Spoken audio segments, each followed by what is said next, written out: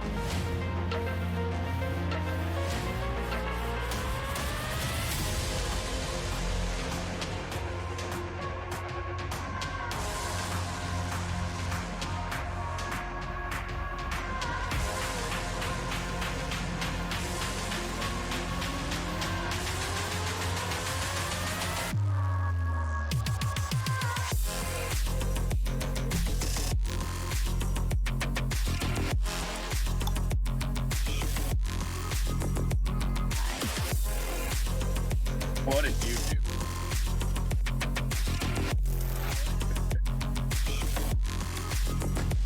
Rave.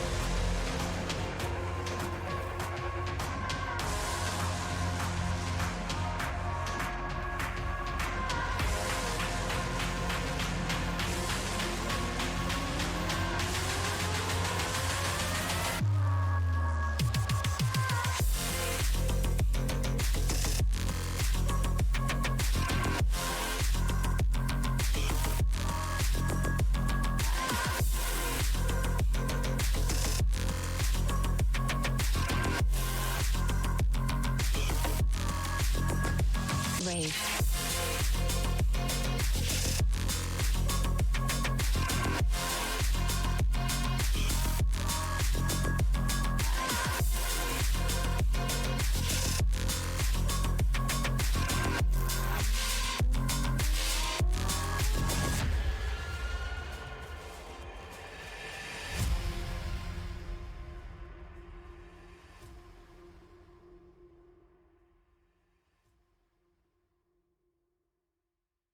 Well, Dak, here's the deal. I'm the best there is, plain and simple. I mean, I wake up in the morning, I piss excellence. There is, plain and simple. I mean, I wake up in the morning, I piss excellence. Ladies and gentlemen, boys and girls, people of the internet and planet Earth, and parts some might call unknown. It is time for the House Divided Podcast Season 5, Episode 11. We got some stuff to talk about today. Stuff and things on the internet. Happened Indeed. in the world of sports. Hi, guys. Quite a few of them. Hello. We're here on a some might call special edition because this is an early show. Yeah. When's the last time we did a show at this time? Like season 2, 3? 3 probably. I know last year we didn't, just because we couldn't get our Hell no. we couldn't get our shit together and do it at a normal time.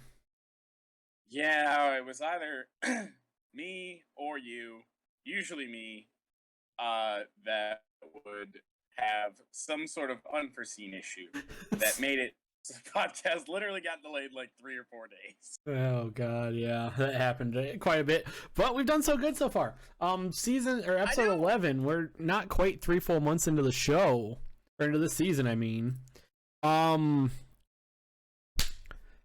stuff today. Stuff today. Don't have a lot of housekeeping to talk about.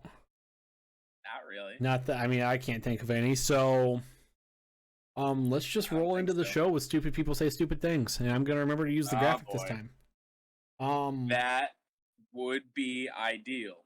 I only have 1, 2.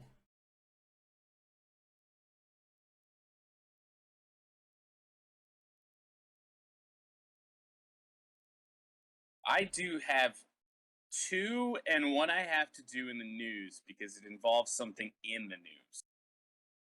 Currently, I actually only have. Oh no, I know I have. I think I only have like 3. Not bad. See, we're getting better. You'd really be surprised. It might have been a week. It might only be a week. But, by the way, I do have chat up, by the way, for once. Oh, I do. It might only be a week, but the internet just continues to say stupid things. So what are we supposed to do? Yeah. We gotta talk about it. Gotta make fun of these idiots. It's what we do. So since I only, let's see, 1, 2, like 3.5, because 1's a 2 for 1. I'll start with mine.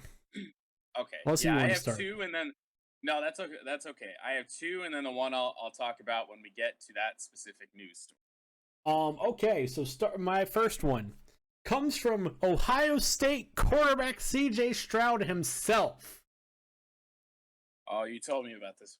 When he was asked why he would just essentially just chuck the ball down the field or take negative plays instead of just running across the line of scrimmage and getting 5-6 yards, or that was an arm. That was a literal arm. Or his complete and absolute undesire to run the read option, to hold on to the ball during read option, which Ohio State does run read option a lot. You just wouldn't fucking know. Because CJ Stroud has in the past 2 weeks against Penn State and Nebraska, CJ Stroud had 4 rushing attempts. Fair. And 2 of them were sacks. That sounds accurate. I don't think I watched Ohio State the week prior, so I don't know. And against Penn State? I watched the first half. Yeah. That game bored me to death. Yeah, fair enough. When CJ Stroud was asked about why he does this sometimes, he responds with, "If my job was to run the ball, I'd be a running back or something." He really does hate running the ball. He does. And, I partially agree with this, but also as a quarterback, it's your job to keep the offense on the field and not turn the ball over. Not arm punt it 50 yards down the field into double coverage. Was it triple? Yeah. There was at least 2 there. There was 3. This past week, there was 3 Nebraska defenders that could have intercepted that ball. And only one Ohio State player who could have made a play on that ball. Yeah. So I was thinking, like, God, I'm like, hey, at least there's not a Michigan quarterback that, well, J.J. McCarthy, but he doesn't count right now. K. McNamara wouldn't do that. That's the slight Michigan win there. That's the thing, is CJ Stroud doesn't do that particular thing a lot. He just usually will walk out of bounds for a negative play or throw it away. I've heard them talk on broadcasts about him hating him not wanting to run the ball. He refuses to. I don't understand. Like, That's what is the reasoning? Like, he just doesn't want to get hurt before he gets a paycheck with the NFL? I don't know. No one knows. And what makes it worse... I've never heard a quarterback just be like, especially one who has mobility. It's not like CJ Stroud's slow. Yeah. And what makes things worse... one just say, I don't want to do it. But go ahead. What makes things worse is Ohio State's playbook still has plays that involve CJ Stroud running the ball. He just refuses to. Like... I've told a couple people, like, CJ Stroud's not going to be the starter next year unless something really dumb happens with Quinn Ewers. Ewers is most likely going to be the starter next year. Because... You're probably not wrong. Ryan Day will be able to run the playbook he wants to run, not the CJ Stroud playbook. Moving on, though. CJ Stroud to transfer somewhere, probably? Probably not. No, you think he's going to stay? McCord definitely will, and Jack Miller, who we'll talk about in a minute, is fucking irrelevant. Jack Miller ain't got nothing to worry about anymore. Yeah. Moving on, this comes from Twitter also. All mine come from Twitter this week. Barrett Sale. College football something for somebody. Maybe. Tweets this. Possibly. Maybe the college football playoff should contract back to 2 teams. What? This was tweeted after.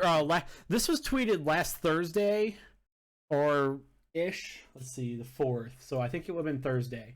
Yeah, this was tweeted last Thursday after all of the several discussions about the college football playoff rankings that came out last Tuesday.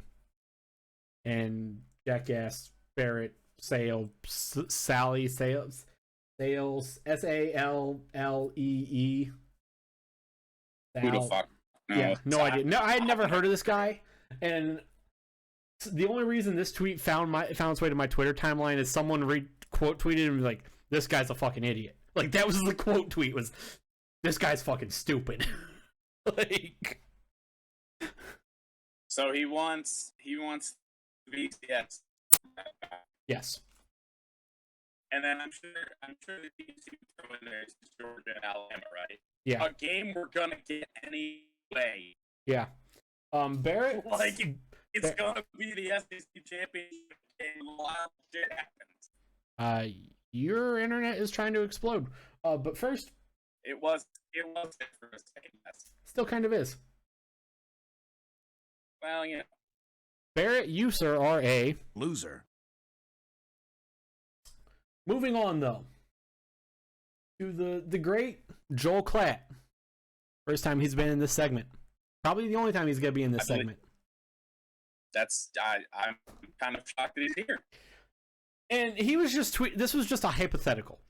He's the half in this stupid. This is the 3rd and a half. He's the half of this. Okay. All right. Tweeted just a hypothetical about trying to create more parity in college football. He tweeted this on, I believe, after the aftermath of all of the football games that happened on Sunday. It was just, okay. Here's a wild idea that I thought about on the plane, but I'm not sure if I like it.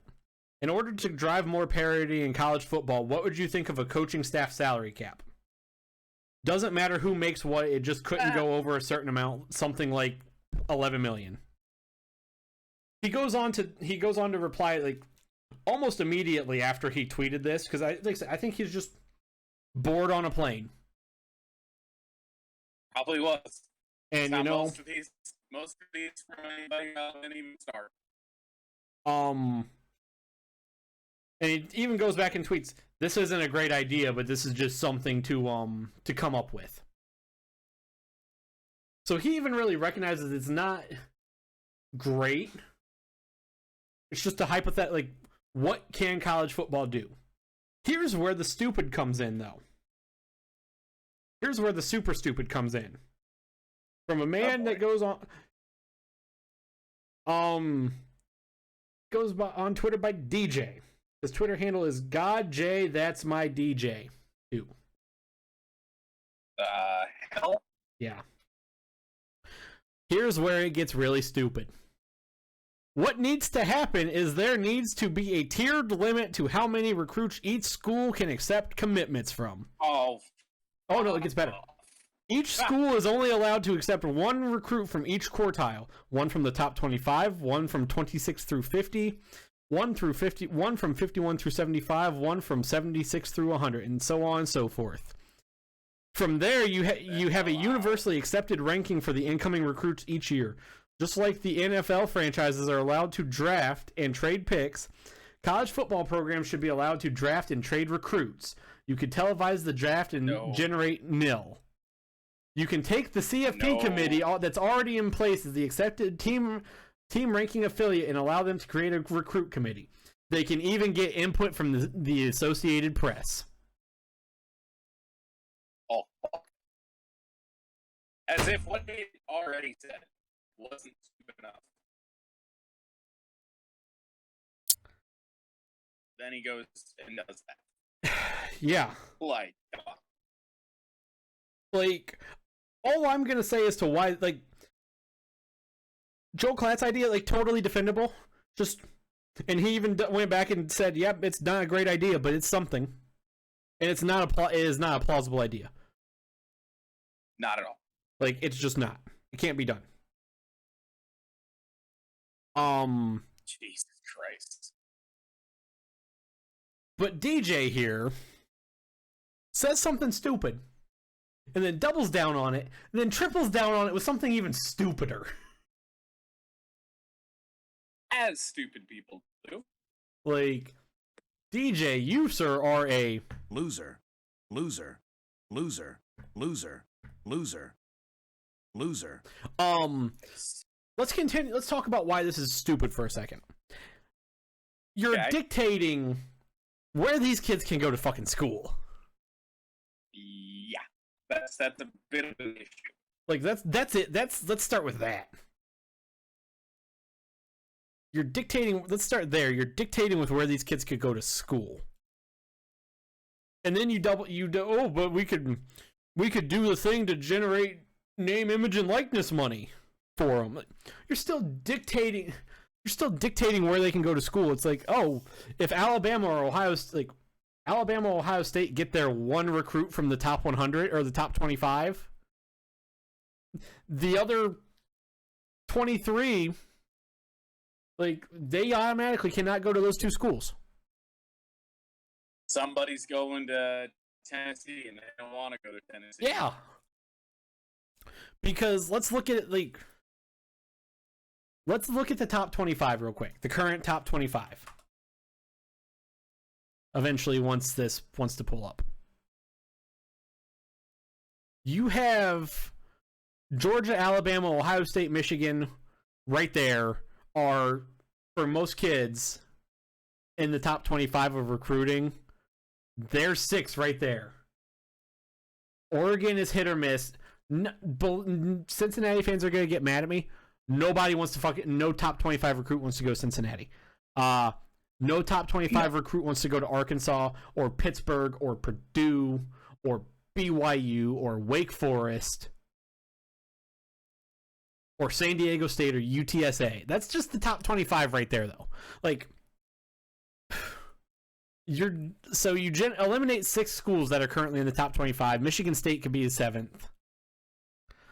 1, 2, 3, 4, 5. I'm sorry, 5. You generate, like, where are the other 20 kids going? Like, what the fuck? That's stupid right there. And then you double down and then you triple down and get the Associated Press involved. We could get this. Yeah, we could get the Associated Press involved. You do hate the Associated Press quite a bit. Yes. Well, anything in terms of football, I hate the Associated Press. Mm-hmm. Especially college ball. Those are my 3.5. Again, Joel Klatt's is defensible. Like, that's Yes. That's defensible. It's obviously, and he even wins. It's not gonna. That can't work, but it's something. Right. Does there That's fair. possibly need to be something to create some form of parity in college football? Maybe. You're never going to have, and there's nothing that's ever going to create parity in college football. It's just not possible. I was gonna say, like, there's too many. It's a great thing in theory, but It's just not. It's not feasibly possible. Right, you can't really do it. Those are my 3.5 stupid people saying stupid things. Jordan, take us away. Alrighty. So, like I said, I got two, and one we'll get to in the news. The first one comes on a Facebook post about University of Michigan basketball coach Juwan Howard. Oh no. College basketball started last night. Yes, Great. it did. Love college basketball.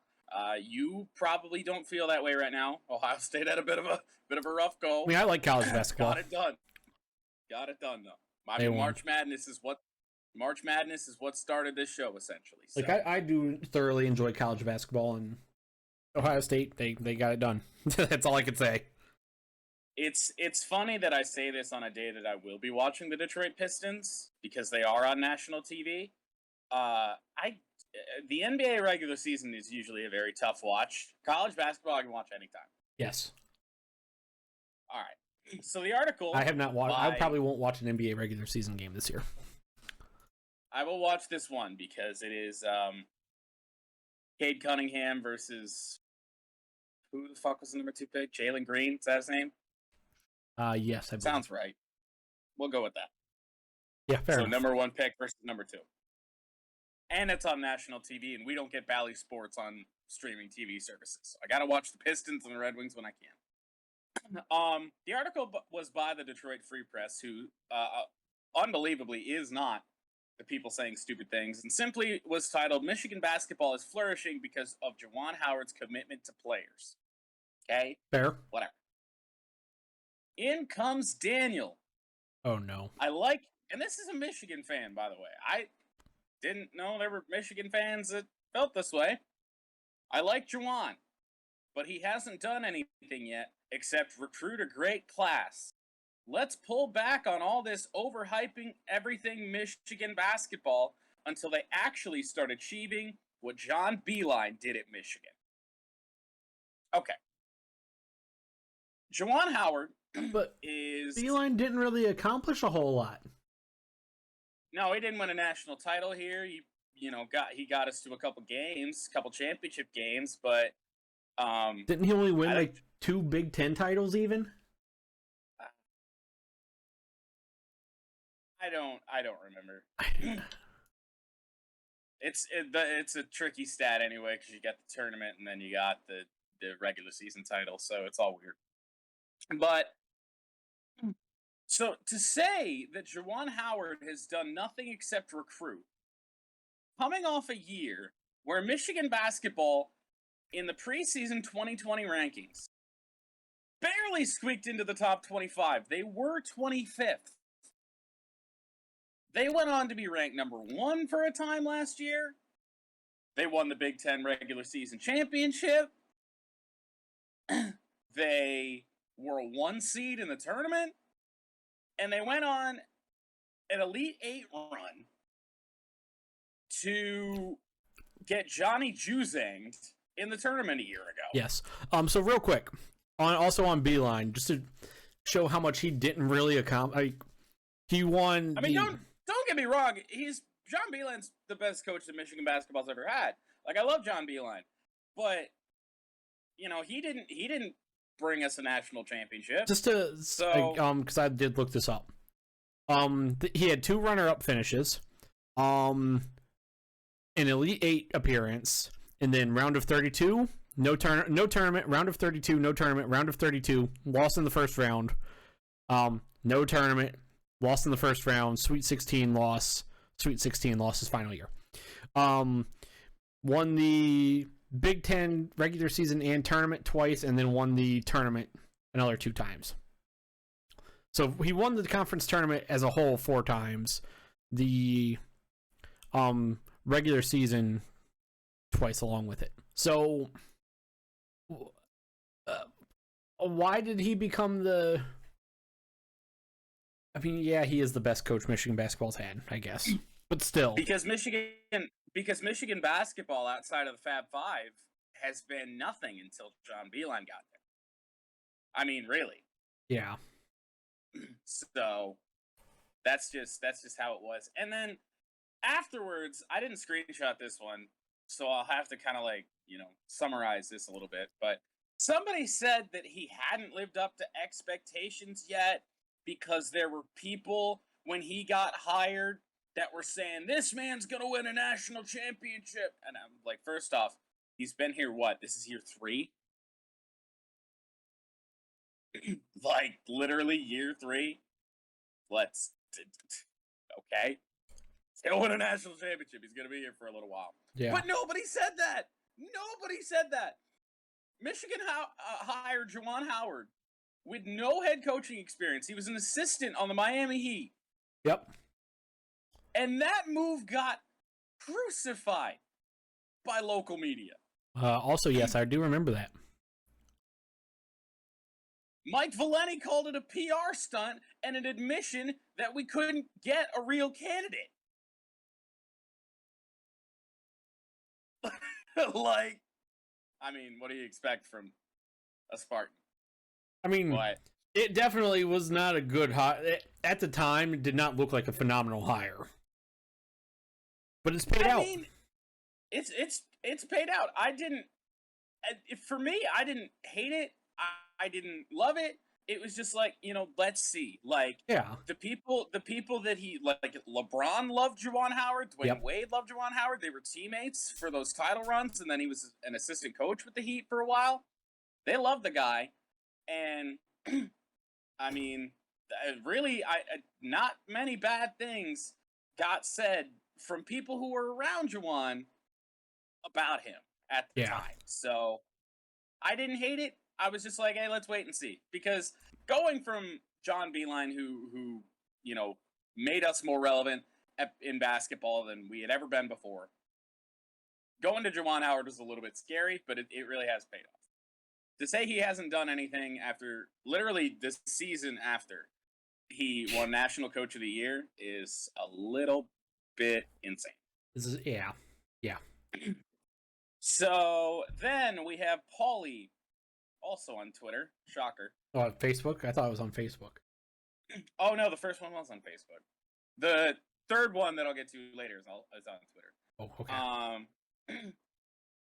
This one is about NASCAR driver Kyle Larson. He says, look, I'm happy for Kyle for owning up to his mistake. If you know, you know. If you don't know, Google it. Proved us wrong that he was trying to fight his wrongs and kept himself out of trouble. It's his fans who didn't come out of the woodwork until he said the N-word. Those are the ones I can't stomach. Very fair point. That's kind of where I'm at with that as well. Like, nobody was a Kyle Larson fan before, people tried to make it political. Cancel culture's coming from. Well, maybe don't say a racial slur on Twitch. That's not even on Twitch, on something that's being nationally broadcast. Yeah. Maybe don't do that if you want to, be successful in your career. Yeah. And then in comes, Yuhui on Twitter. I love it. Who just says, this is the stupid. He made a lot of new fans. Deal with it.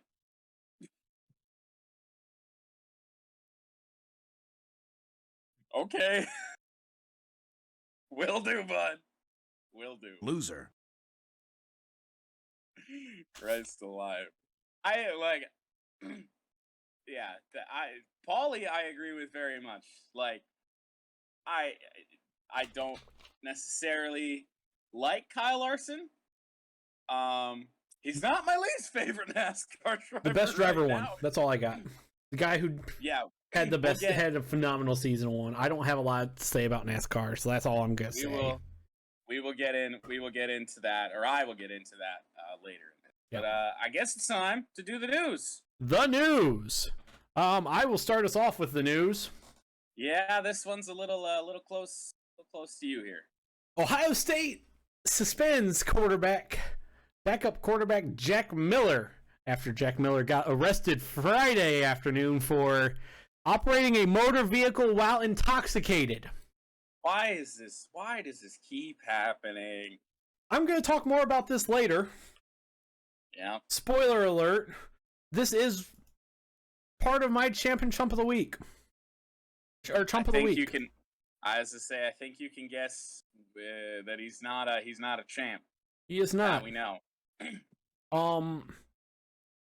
Jack Milton, suspended. He's probably done for the year. He's technically still on the team he's not been just completely removed from the team. Yeah, been suspended. Yeah. Irrelevant to the fucking team. He's thrown 14 passes, completed 7 of them. Like, he's fucking useless. Like, no now business. He's really useless. Yeah. Moving on. I would say, who's taking this one? I guess I will. I don't know. So the Chicago Blackhawks are back in the news, but not for the reason they've been in the news the last 2 weeks. They have fired their head coach, Jeremy Colleton. I'll just read the notes. Chicago Blackhawks fire head coach Jeremy Colleton because he's ass. If you couldn't tell, I was the one who wrote these notes. Yes. He was 86, 84, and 24 in his time with the Blackhawks. 1-9-2 on the season. Is that bad? It is not good. It is not good. Derek King will become is named the head coach for the Chicago Blackhawks. Really all I got on this before we move on. 1-9-2 with the team that the Chicago Blackhawks have. Not good. That's bad. I really expected the Blackhawks to be all right this year. Like they get Fleury, they got still got Kane, still got Taves. I'd say Taves is back this year from his traded an aging Duncan Keith, got a little bit younger, got a little bit faster. Should be on paper they should have been better. And just 1-9-2. Yeah. At the time to be fair, at the time of writing this. Fair, right. Yeah, that's probably changed. Well, I mean, the team might have, the record probably has changed, but his record. Yeah. Oh, yeah. Yeah, no, I can't fucking believe that. That's I mean, a lot of it is on Fleury. Marc-Andre Fleury has looked awful. And as someone who should not like Marc-Andre Fleury because he did take a Stanley Cup away from the Detroit Red Wings in 2009, I really do like Marc-Andre Fleury. All I'm going to say, since firing Colleton, they've won 2 games. So they played 12 games under him. And have they only played those 2 games without him? Yes. Tells you all you need to know. Tells you all you need to know. Not much else to say. Like they got Taves back from his autoimmune-ish, like what could have been potentially life-threatening autoimmune disease issues from last year. Side note on that, the Chicago Blackhawks fans, and I know there weren't too many of them that were throwing tantrums about Taves not playing last year. Fuck you, idiots. Yeah, there were this isn't a news story, but it's something that I can relate to that to. So Dylan Larkin missed a week this last week. He's back now. Captain of the Detroit Red Wings, for those who don't know. He missed a week for personal issues or personal stuff, personal matter. And when that first broke, you had a very few people. A lot of people were just like, hope Dylan's okay. He's really important to the team. Come back when you're ready. There were a few that were like, this is the captain of the team. He shouldn't be taking time off. Just old man yells at cloud stuff. And, he came back, and of course the question came up, and he just said, look, it was a family emergency that I had to be there for, and that's really all I have to say on the matter. And that's all he should have to say. Yeah. And then now all those people look pretty dumb. It's like, what? You're not going to take time off work if you got something going on in your family? Like, get out of here. Yeah. Come on. Yeah. So goddamn stupid. There was a very small amount of Blackhawks fans throwing tantrums about it last year, but Jonathan Taves with a chronic immune disease and their fucking old man yelling at cloud. Moving on though. Oh boy. Brutal. You just typed a whole bunch of Z's in the notes. Yeah, there was something on my keyboard, and I wanted to try and clean it off. I was wondering what that was. A little droplet of water. Jack Eichel was traded to the Las Vegas Golden Knights for Alec Tuch and prospect Peyton Curbs. There was also a pick swap. What the fuck? Buffalo. What the actual hell are you doing? Alex Tuch? Yeah. And I don't even know who Peyton Curbs is. And a pick swap. You're trading down. You're trading down. You're trading down. Christ. Like, okay. I get that.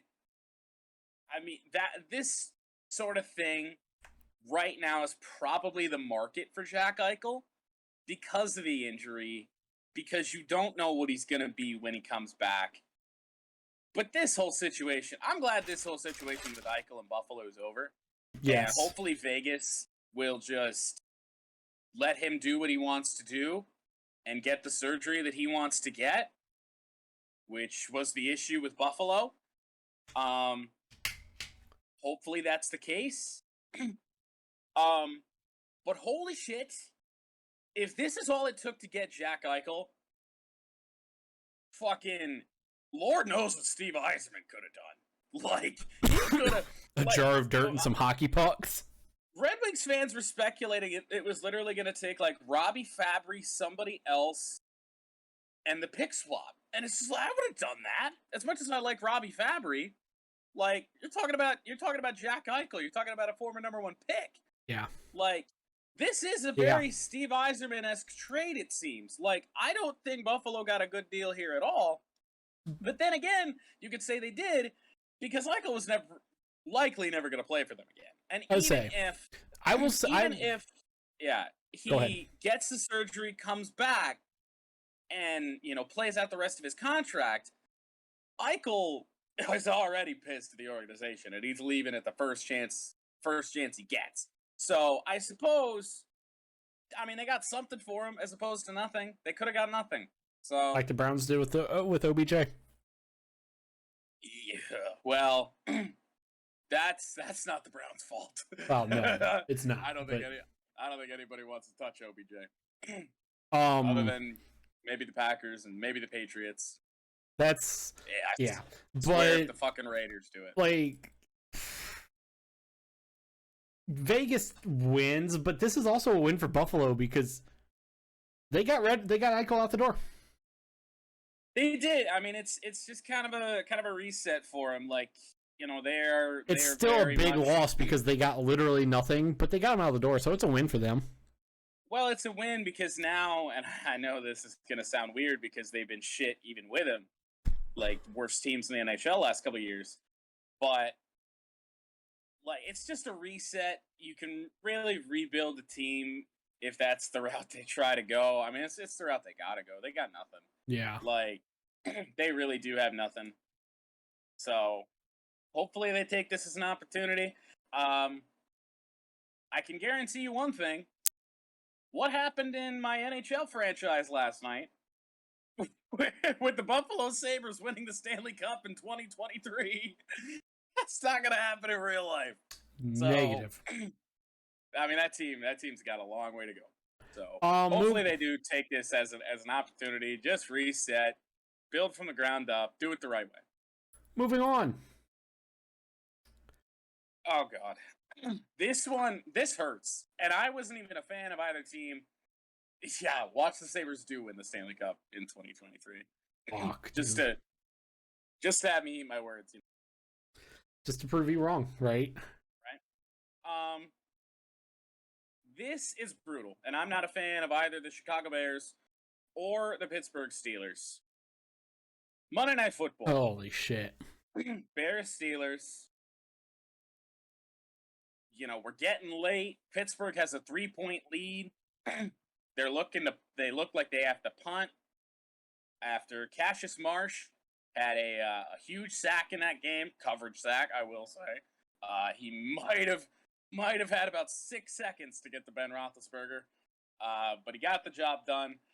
Did one of the coolest celebrations I've ever seen, the spinning roundhouse kick thing. Oh, I love his awesome. celebration. That was fucking cool. Apparently, he's been doing that his whole career, but I'm not very familiar with Cassius Marsh. He's played for the Steelers and Patriots, now the Bears. So yeah, he's kind of been a journeyman linebacker. We Lions don't see him very often. After he does the spinning roundhouse kick thing, walking over to the sideline. Now again, he played for the Steelers at one point. Just walking over to the sideline. I said like a word or two. He's not even anywhere close. He did like the hash marks. It's not like he's like in the face of people on the sideline, nothing like that. Punter's walking onto the field. 4th down. Steelers got a punt. Cassius Marsh turns around, starts to head back to his own sideline. An NFL official, Tony Corrente, has his hand on his penalty flag, looking to throw it, presumptively. Who knows? A lot of conspiracy theories out there about this. On Marsh for the taunting and everything, which is ridiculous. Like, Weak. Dude just got elevated from the practice squad and he made a big play in the 4th quarter, and the man can't do his celebration that's never been an issue before and say a couple words. Whatever. Corrente's got his hand on the penalty flag, sort of. Like he's going to grab it. And then he did the unthinkable from an NFL official's perspective. He appeared to initiate contact with a hip check. Yeah. To Cassius Marsh. Yeah. Which is just absolutely insane. So contact is made. Marsh runs into him, or rather Corrente runs into Marsh.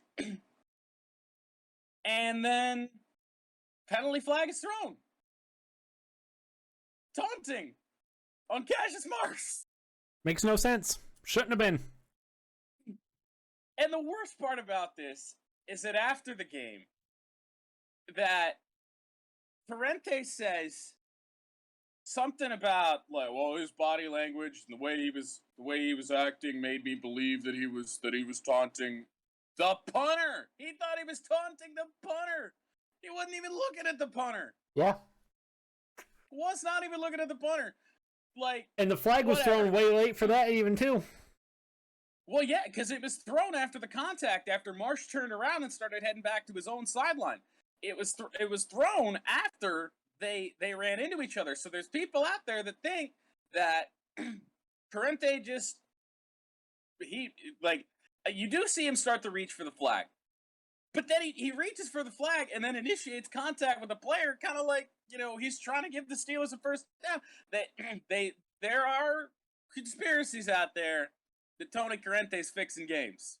That's been a thing for a while. Like, that's a real thing. Got his hand on the flag, literally backs up into a Bears player, throws the flag for some bullshit taunting. Like, and I know they made taunting a point of emphasis this year, which nobody outside of maybe NFL head coaches, some NFL head coaches want. Like, what? Why? Yeah. Like, you can say, well, act like you've been there before. Well, Cassius Marsh probably hadn't been there before a whole lot. So, like, come on. It's absolutely. I cannot believe it. I did not watch this game live. No Monday Night Manning, unfortunately. So that is what it is. But I don't know. Tony Corrente will never face any sort of discipline. And Cassius Marsh made a great point after the game. He said, look, if I did that to a ref, I'm thrown out of the game. If I even touch the ref, I'm out of the game. Yeah. And then this guy could just back up into me and then throw this flag that wasn't even deserved. It's like, what are we doing? Yeah. Christ. I don't know what's worse, NFL officials or Big Ten officials. I mean, the NFL, like, it's... I think it was Pat McAfee made a great point. Like, conversation today is like a conversation that we have after a lot of games. Refs fucking stink. Yeah, they do. They're so bad. Christ. Anything to add on Tony Corrente? He's stupid and bad. Yeah. I guess that's it. This is another one. Spoiler alert, I have a 3-way tie for Chump of the Week because I couldn't pick one. I have an honorary one. but my actual one is fairly straightforward. And what's bad is you've already heard 2 of them in this show. Oh no. The third one's really bad. It's also really bad. Christ. Let's move on though. In the refs' defense, nobody talks about the good.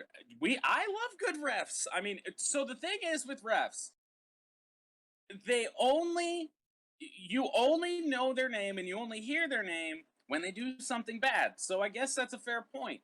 But at the same time, yeah. I shouldn't. It's not about you. It's not about the refs. Except, I shouldn't have to hear your name. I'm not Outside gonna. of the first time you make a penalty call on the day. And the broadcast team says, "Oh, this guy's our head official." Other than that, I don't want to hear your name. Yeah. Like I said, I'm going to talk more about them in a little bit. So we'll move on. All right. Vroom, vroom. Left turn. I have called NASCAR that a time or 2. You have. NASCAR Cup Series Championship, NASCAR Championship weekend was held this past weekend in Phoenix, Arizona at Phoenix Raceway. Championship 4, those eligible for the title in the final race of the season were Kyle Larson, who had won 9 races on the year coming in. You can see on your screen right now, he is the one that comes away with the championship. Martin Truex Jr. finished second in the race, second in the championship. Denny Hamlin, third in the race, third in the championship. Chase Elliott, fourth. So the conspiracy theory is running wild because the championship 4 drivers made up the top 4 spots. But that's usually how it is, especially late in these races. A lot of the drivers don't want anything to do with being up front and potentially being a source of controversy in how the championship is decided. They really don't want anything to do with it. Yeah. So it's usually how it goes. You know, early on we saw Ryan Blaney lead a little bit. Kevin Harvick was up front. A lot of guys that didn't have a chance to win the championship were up there. Race was all right for Phoenix. That's better than it usually is. I really don't like Phoenix as a track, and I wish the championship wasn't held here. I don't know why they made that move. Hopefully, we start to get like a rotating thing where the championship will be decided at different tracks. That would be ideal in my world. But Kyle Larson wins the championship. Martin Truex Jr. was looking good early. He won stage 1. Chase Elliott was looking good up until about stage 3. Denny Hamlin was never really in it. Like, he really didn't... It wasn't a factor for a lot of the day. And then in that last stage, on the last run, he passed Chase Elliott and kind of settled into third, but never really had a chance to run down Truex and Larson. So Kyle Larson wins his first championship. A lot of people were hoping. I mean, there wasn't really a bad candidate to win the championship in this race. As one that I won't dive into deep, but we'll get to later, the lower series. Because really, I mean, I wouldn't have complained had Martin Truex Jr. won. Chase Elliott, I wouldn't have liked if Denny Hamlin won because he's a tool, but, you know, I would have been okay with it. I think we had 4 really good drivers eligible for the championship here. But a lot of people were rooting for chaos and hoping that, Larson didn't win because he was the best driver all year long. Yeah. Just to expose the playoff system for all of its flaws even more. Playoffs suck. They're stupid and bad. God, I hate the playoff system so much. But, yeah, right. I think the right guy won. Say what you will about Kyle Larson, but, I mean, best driver all season long, so. Before you get to the two lower series, yes. if you have anything else or unless you have anything else to go off to add about the not really about that. the Cup Series championship. Not a lot of nonsense in that one, thank God. So. Really, the only exposure I get to NASCAR is here on the podcast. Right. Mostly by choice. Actually, when I say mostly by choice, I mean 1,000% by choice. You win 10 races, you deserve to win the fucking championship. Yeah, I mean 10 races. 10 races is a lot. I mean, I'm not quite sure. How many races total do they have? 36. So you're winning more than you're winning what, about a third of the races? You're getting towards a third of the races, yeah. Yeah. Yeah. I mean, it's like Lewis Hamilton stuff, Yeah. You're winning 28% of the races. There you go. You deserve to win the championship at that point, unless someone wins more than you. So back in the day before the playoffs, when it was just essentially like the F1 championship. I'm not quite sure what the modern era record for NASCAR wins is. I think it's somewhere between 13, 14, somewhere in there. I think so. It's somewhere around there. But back then, you could win all those races, but then suck the rest of them and lose the championship, and everyone's, what are you going to do? Got to be consistent. Now it's just a fucking crapshoot. We could. I mean, Ryan Newman in the first year of the playoffs had no business being in the championship four, and wrecked some dude to get in there. Yeah. Wrecked Kyle Larson to get in there, in fact. And I don't know. Also, to point this out, what Evo said, winning about a third of the races with what, 40 in NASCAR, right? 40 is the maximum, yes. With that many drivers, even though, yeah, not every driver factors in at the end of each race. Just because, no, unless it's Daytona or Talladega or something. Yeah. Winning about a third of the races in the season with a max of 40 drivers is impressive. Yeah. I mean, you got, it's like F1 in a sense. Like, F1 has Haas running at the back. Getting in the way during championship races. Oh, fucking hell, Mick. So say, it can't be Mazepin because, well, he's never in the race at the end of the race. Mazepin's even farther behind. Yeah. And then NASCAR has teams like Rick Ware Racing, who fans just don't even want to see on the track. Like, fucking hell, and they got 4 cars. Jesus. 4 fucking cars. So. Always coincidence Mazepin is involved in a wreck. Never his fault. Oh, God. Oh. Twitch chat, never change. Mazepin's daddy's just too rich for anything to be his fault. Clearly. Let's keep this going, though. Yeah, I'll touch on the lower series here really quick. Those that were rooting for chaos in the NASCAR Xfinity Series Championship, they got it. I don't remember who the championship for was. I remember 3 of them: Noah Gragson, Austin Cindric, Daniel Hemrick, and AJ Allmendinger.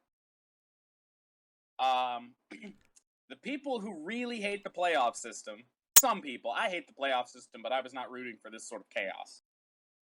The people that were rooting for this chaos to expose the system wanted Daniel Hemrick to win the championship. Preferably finish second in the race because it's the highest finisher of the championship 4 that wins the championship in the last race. They wanted Daniel Hemrick to finish second in the race and not have a championship 4 driver win, so he finishes second in the race and would win his first championship before he had won his first race. That's how dumb the system is that Daniel Hemrick had never won a race ever at any level of NASCAR. That might not be true. Maybe like a K&N race or something. But that doesn't count. The 3 major ones. Never won a race. Until championship weekend. He boots Austin Cindric out the way. Didn't really boot him out the way. It's not even consistency. I mean, he was like mid-pack in the playoff field. And, you know, was consistent enough in the playoffs, I suppose, to get there, but, you know. So he moves Austin Cindric, moves him up the hill in the final turn, doors him coming to the start-finish line, and Daniel Hemrick edges out Austin Cindric in his last Xfinity race as he moves to the Penske number 2 car to win his first title and his first race in the top 3 levels of NASCAR. And then really quickly, the Truck Series. Don't remember who was in the championship 4. Zane Smith was in there somehow. Matt Crafton, maybe? But Ben Rhodes won the NASCAR Truck Series championship and gave us, I don't know if you've seen this, Austin. He gave us a phenomenal drunk interview. Oh, God. After the race.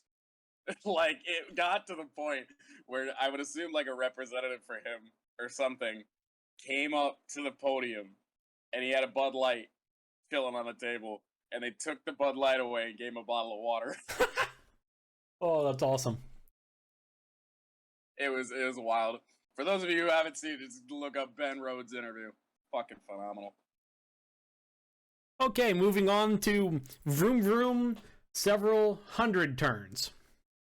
Left and right turns. Yeah. Who would have thought? Well, I shouldn't say several. I mean, there are several hundred turns made in the course of the race, I guess, but Bud Light is pure water. It is absolute shit. yeah. Max Verstappen wins the Mexico Grand Prix. Lewis finishes second, and Sergio Perez finishes third. I can't remember where Max started. Let me check that real quick. I did not watch this race. It started third apparently. Yeah, yes. I just picked that up. You got anything else to say? Yeah, I did not watch this race. It was it was still running when the NASCAR race started. Priorities, sorry. And Max was already well in hand.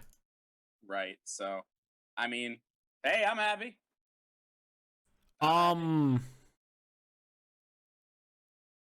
Valtteri had pole, and he finished 2 laps back. What the hell happened to him? Not often you see a Mercedes that far behind, so something must happen. I can't remember what exactly it was that happened to him, but Evo said he hit Ricardo and turned 1. okay, there it was. Because Danny Rick. Yeah. Sergio Perez only finished a second behind Lewis. That was a phenomenal battle towards the end of the race for second. Other than that, not a whole hell of a lot. I will point out that you messaged me when that race ended, and now Max has a 19-point lead in the championship. Yep, with, I was just 4 races to go. 4. And at 2 tracks that are unknowns, and then Brazil and Abu. Yep, Abu Dhabi. You messaged me and said Max is gonna win this championship, and it's 100% his to lose. Like it's absolutely his to lose, but I mean, it's Lewis Hamilton we're talking about. Would not even be surprised. But Max has been phenomenal all year. It's been really fun as a fan of Red Bull for a while now. So. And to change over to the constructors, something that we never thought would be possible, or at least in this current era of F1, Mercedes only holds a 1-point lead over Red Bull in the constructors. I thought that was done. I thought Mercedes had that, and they just somehow kind of choke things away. It really, and he was right. It really is. It's Bottas, and it's not even. I mean, I guess it's sort of his fault, but he's not been. He hasn't outside been of the win. Outside of the win, it's been outside of the win at Turkey. He hasn't been rough couple weeks for Valtteri. Yeah.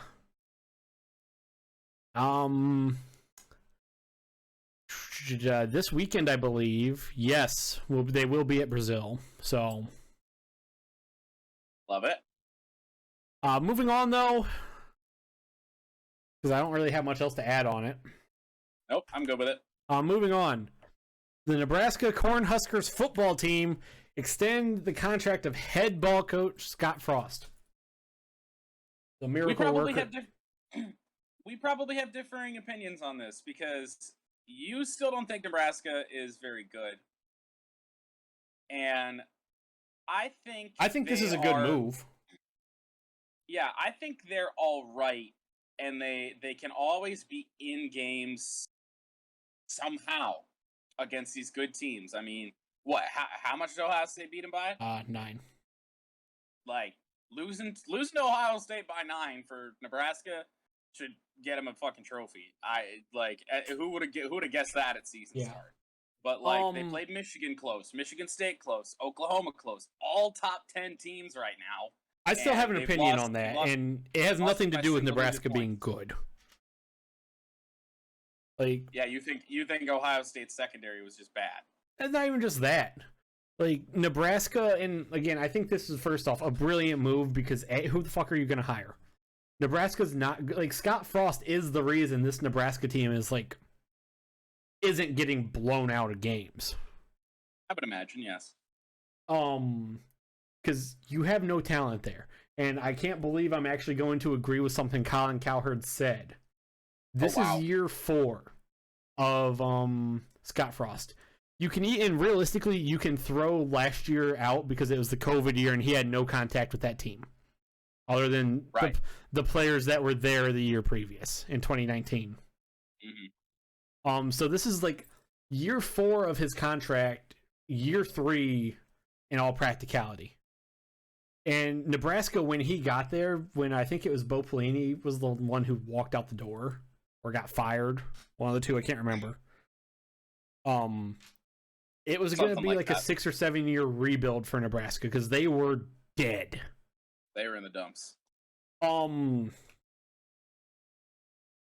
secondly, the other reason I think this is a good hire, who the fuck else are you gonna go out and get? Yeah. Right now, it looks, to me personally, it looks like Dan Mullins at Florida is going to be out at the end of this year. They just lost to the Florida Gators just lost to South Carolina by 30 when they were a 28-point favorite. Jesus. Ed Ogeron's out at the end of this year. The USC job is currently rumored to be open. I feel like that's already been filled and they just haven't said anything yet. I don't know. Tough one to call. I mean, it's hard to say because Mario Cristobal is a candidate to take either of those jobs, so Oregon could be open. I don't necessarily believe the Mel Tucker rumors. The Penn State. He left MSU once to go to LSU. He followed Saban. I don't buy it. Hard to say. The Penn State job, distinctly possible, could be open depending on what happens this next couple weeks. And it seems like a lot of people seem to think James Franklin's on his way out anyway. He really should be. Yeah. So you've got all of those major jobs open. And then who the fuck knows what happens with Michigan? Is Harbaugh going to be out? Probably not. Hell no. They ain't firing him. Should he be out? Possibly. If he loses to Penn State this weekend, absolutely. And even if they win, if they lose to Ohio State again, I would, if it was my decision, I'd find somebody else. That's not the way it's gonna go down. So Nebraska, this is a great move off of that fact that who the fuck are they gonna hire? Who are they gonna go get? And Scott Frost, I will say this. I 1000% believe that every game against the top 10 team that Nebraska's played against Oklahoma, Michigan State, Michigan, and now Ohio State, I do 1000% believe that they got each of those opponents on their worst week of the season to that point. And hell, for Michigan, other than maybe Michigan, Michigan against Rutgers. Michigan against Rutgers was pretty bad. But Rutgers was supposed to be a good team at that point. Yeah, that was the turning point where they tanked. Yeah, Rutgers was supposedly or believed to be a really good team up at that point. Well, maybe not really good, but better, the best Rutgers team we've seen since like their first year in the Big Ten. Yeah. So I personally believe Nebraska has gotten Oklahoma's been pretty bad all year. Yeah, they've had multiple games where they are not good, but squeak out wins. Like they have like 4 or 5 of those games at this point, it seems. Yeah. And you could sit and say, well, Ohio State lost to Oregon in week 2. How's their game against Nebraska their worst of the year? And I personally think that was Ohio State's worst game of the year, even with the loss, because at least with the loss to Oregon, the offense showed signs of life. This week, the Ohio State team we had then and the Ohio State team that exists now are not even. They don't even feel like the same team. Yeah. Michigan State, that was up until they played Purdue this week. Nebraska was their worst performance. Yeah, jeez. Maybe Indiana. You can possibly count Indiana. Like, it would have been a tie between one of those two. Michigan, Nebraska was probably their worst performance, other than the second half against Michigan State and Rutgers. Yeah. Goddamn stupid Rutgers. Yeah. So, and I will give Scott Frost this. He knows how to get the most out of his team when the teams they're playing have a bad week. Yeah. That doesn't mean Nebraska's good. In fact, 11 Warriors, they write a blog for the primary Ohio State blog, and where pretty much every Ohio State beat writer works out of now. Even tweeted or even had an article after the game that Nebraska's the best awful team in the country. Like, Nebraska's still bad, and we'll talk about the Ohio State-Nebraska game here in a minute. Scott Frost does know how to get something out of his players. I'll give him that. So this is a good... Keep him on for a few more years. If in 3 years, and going into year 7, going into year 8, Nebraska's still losing games to fucking Illinois, then yeah, he has to go. But right now, when your best talent is fucking Adrian Martinez, who is oftentimes the sole reason that you're losing games because of his late mistakes. Yeah. Like, who else are you going to bring in? You keep the guy who has at least brought your program a little bit of life at points. Moving on, though, unless you have anything else to add. It's Nebraska. Yeah. Moving on. Something that happened. What is this? Oh, I don't even know anything about this. I'll take it then, because I don't know a lot about it. I didn't even see that this was in here. Yeah, this is a late edition because it broke like yesterday. Okay. Actually, it broke Monday. The Washington Huskies suspend their head coach. I don't even know what his name is, for shoving and striking a player in the helmet in their Saturday night loss to rival Oregon.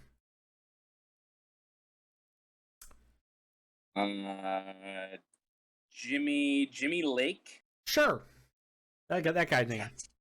Never heard of him. Apparently, some people are saying he only struck him with a play sheet or something, a clipboard. Which God, I hope so. I hope that's what you're hitting him with, and not your hand. If you're hitting the kid with your hand in the helmet, you're a fucking moron. And even like still doing this, like you should know better than not swing at a player with anything.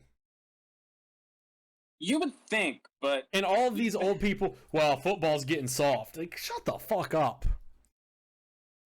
Yeah. Because the kid that he swung at was a freshman. Meaning he was 18 years old. He's just barely not a minor anymore. Oh, God. Like, stop being old and yelling at clouds. Anything to add to that, or can we move on to the best piece of news we have here? That is a good piece of news. Why is this a thing? It's happened a couple times throughout college football history. It's just why do coaches feel the need to do this? Because they're fucking idiots. Probably. But let's move on to good news. Detroit City Football Club will be joining the USL starting the 2022 season. A little bit on this. Professional soccer in the state of Michigan. Yes. This news might come as a shock to some people. Detroit City FC just winning the NISA. Well, if you watched my stream at all earlier today, I talked about this. The NISA was folding. They had outstanding hotel bills, outstanding bills to the trophy maker. In fact, Detroit City DCFC had to essentially pay the trophy maker to keep the trophy because the league they weren't paying refs, like nothing. The NISA was folding, so DCFC jumped to the USL to keep the team alive. Some things on DCFC. They are very much a supporter first league. The Northern Guard Twitter account pissed off every USL fan in existence when they tweeted, "The club is greater than the league." Well, and now are wanting They've been pissing off the USL fans and clubs for a long time. Well, yeah. Which is why a lot of the USL people kind of came at them when this news still are. broke. Yeah, they still are. But people, like they don't care. People come at the Northern Guard week by week, so... Yeah. They literally say, "You don't like us, we don't care." Yeah. like that's just how they are, and I love them for it. I like this. This is I talked about it earlier. Great for soccer in Michigan. Great for the air soccer just in general. I think for American soccer to keep thriving, it needs clubs like DCFC and their fan base. I love it. I love it a lot. Who would have ever thought that you'd be a fan of a team based in Michigan? Well, if it wasn't for DCFC, I wouldn't. Yeah, good stuff. I had just learned the games streamed on YouTube a little bit ago, and now it's gonna be on ESPN Plus. Yes, they are. Let's go. Yeah, and last thing I have on this is just Trevor motherfucking James. Yeah. He's not on our graphic today. No, I did find a player. He was there. I replaced him. Okay. Yeah, TMFJ. Anything else on this? Great news. I love it. Yay. Yay. Let's move into the bulk of the show, the football recaps, and then we can mostly get out of here in a reasonable time today. Holy ass, this college slate. This was a college slate that happened. There we go. Number one, Georgia played. Did I please tell me I switched to the right graphic? I did. Good. Yep. Number 1, Georgia played Missouri. Georgia won 43-6. Nothing to say. Nothing to say. Number 2, Alabama played LSU. Alabama won 20-14. All I have to say about this, Alabama did not look great this game. Could we have problems with the Crimson Tide? Like that Auburn game in a couple weeks? At Auburn as well? I don't know. We could be looking at something there. I mean, look, we'll get to this game later, but Texas A&M just beat Auburn. Texas A&M beat Alabama. We could be in for a really good game there. Moving on, number 3 Michigan State lost to Purdue. They went to where dreams go to die, and Michigan State did die. Purdue won 40-29. Boilermakers at it again. Purdue already knocked off number 2 Iowa early in the season. Now they do it again to MSU. It's fucking Purdue. I don't understand how they do it. Jeff Brom is... They got some black magic over there in West Lafayette.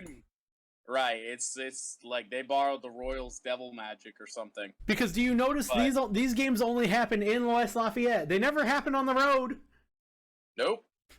It's something in the water. I don't know. But, Iowa traveled to West Lafayette, lost. Michigan State traveled to West Lafayette, lost.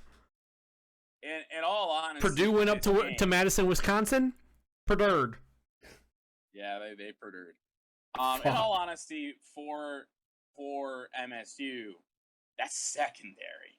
Holy shit. Was not good. Now I'm starting to wonder with the Michigan State game, maybe Cade's not that good and he just looked like a star, because MSU secondary is possibly worst of the Big Ten. I don't know. It didn't look good. That was Purdue's quarterback threw for like almost 500 yards. They were clueless on Saturday. Purdue. I don't know. They need a lot, and they still are in control of their destiny. They are, with Ohio State and Penn State still to come. So yeah, that's gonna be Aiden O'Connell, 3 touchdowns, 536 on 54 passes. Christ. I mean, and Cade threw for just shy of 300. So, like, yeah. I mean, and like, Purdue has bounced between quarterbacks all year. Like, O'Connell started a little bit. Jack Plummer started a little bit. Yeah. Been really weird with the Boilermakers. But, I mean, everyone, before this game kind of saw it as a little bit of a trap game just because Purdue does things like this. And they win games like this.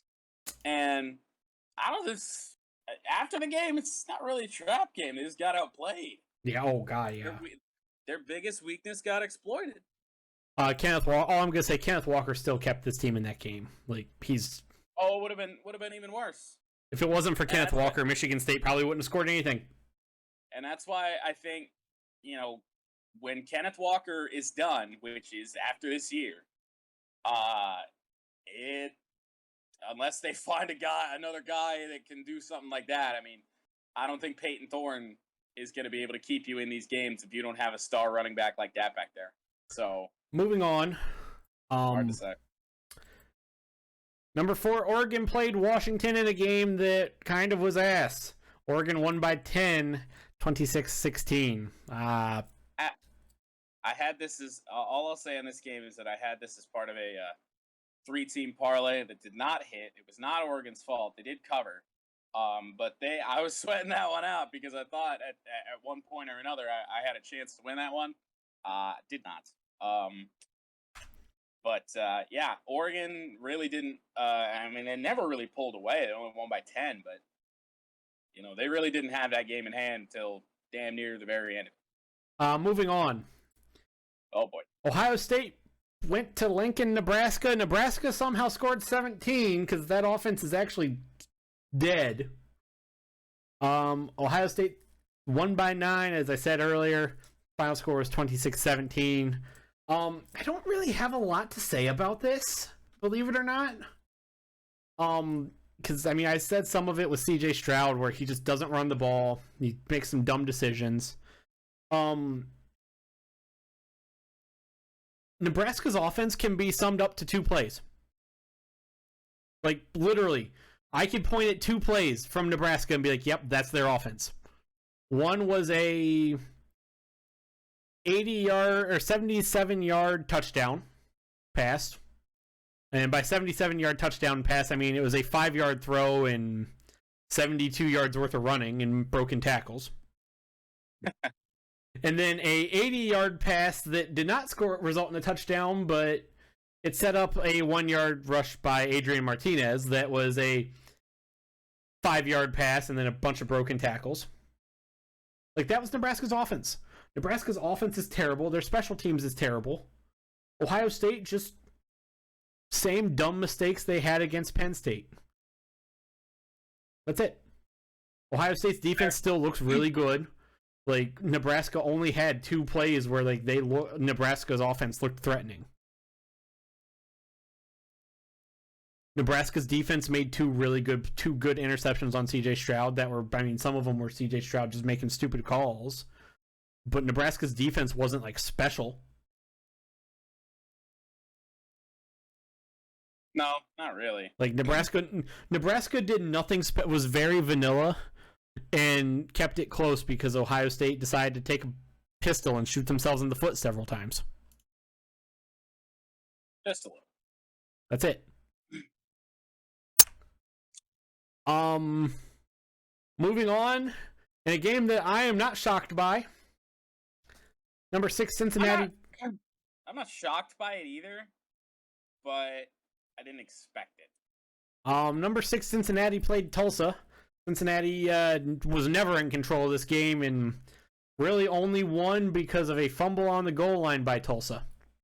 Final score was Tulsa. Yeah, go with the final score. Final score was 28-20. Tulsa was inches away from winning that game. Yeah. Well, potentially, but having a chance to tie, like in the final second. Player reached the ball, tried to get over the goal line, instead fumbled.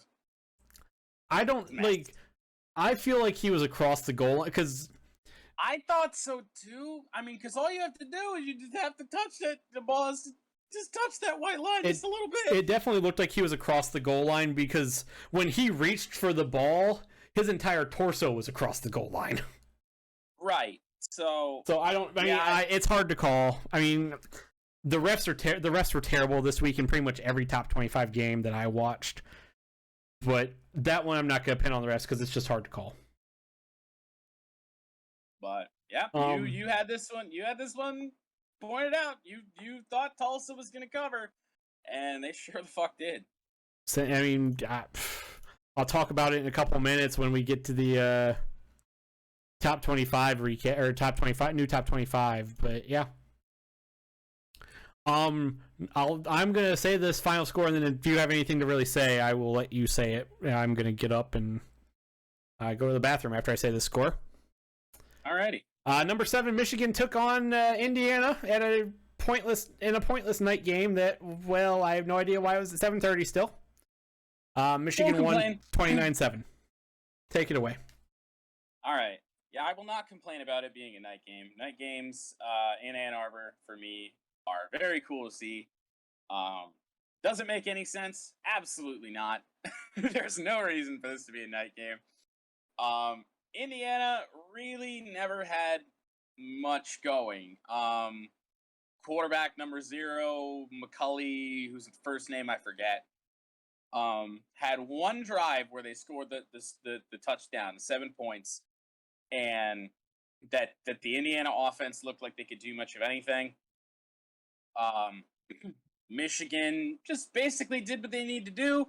A lot of running, a lot of back to what Michigan has done predominantly all year, which is just running the ball.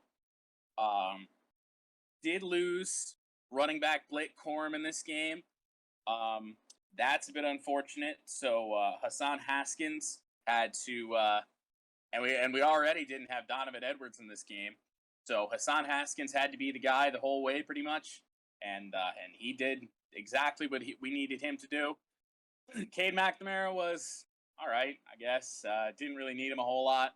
JJ McCarthy came in, did some JJ McCarthy things. Typical stuff there. Lot of option plays, a lot of things like that. It was all right, but other than that, just kind of a game where you just get through, and 29-7, pretty big score, I'd say. So I mean, all things considered. You got anything else to add? You've completed your bit.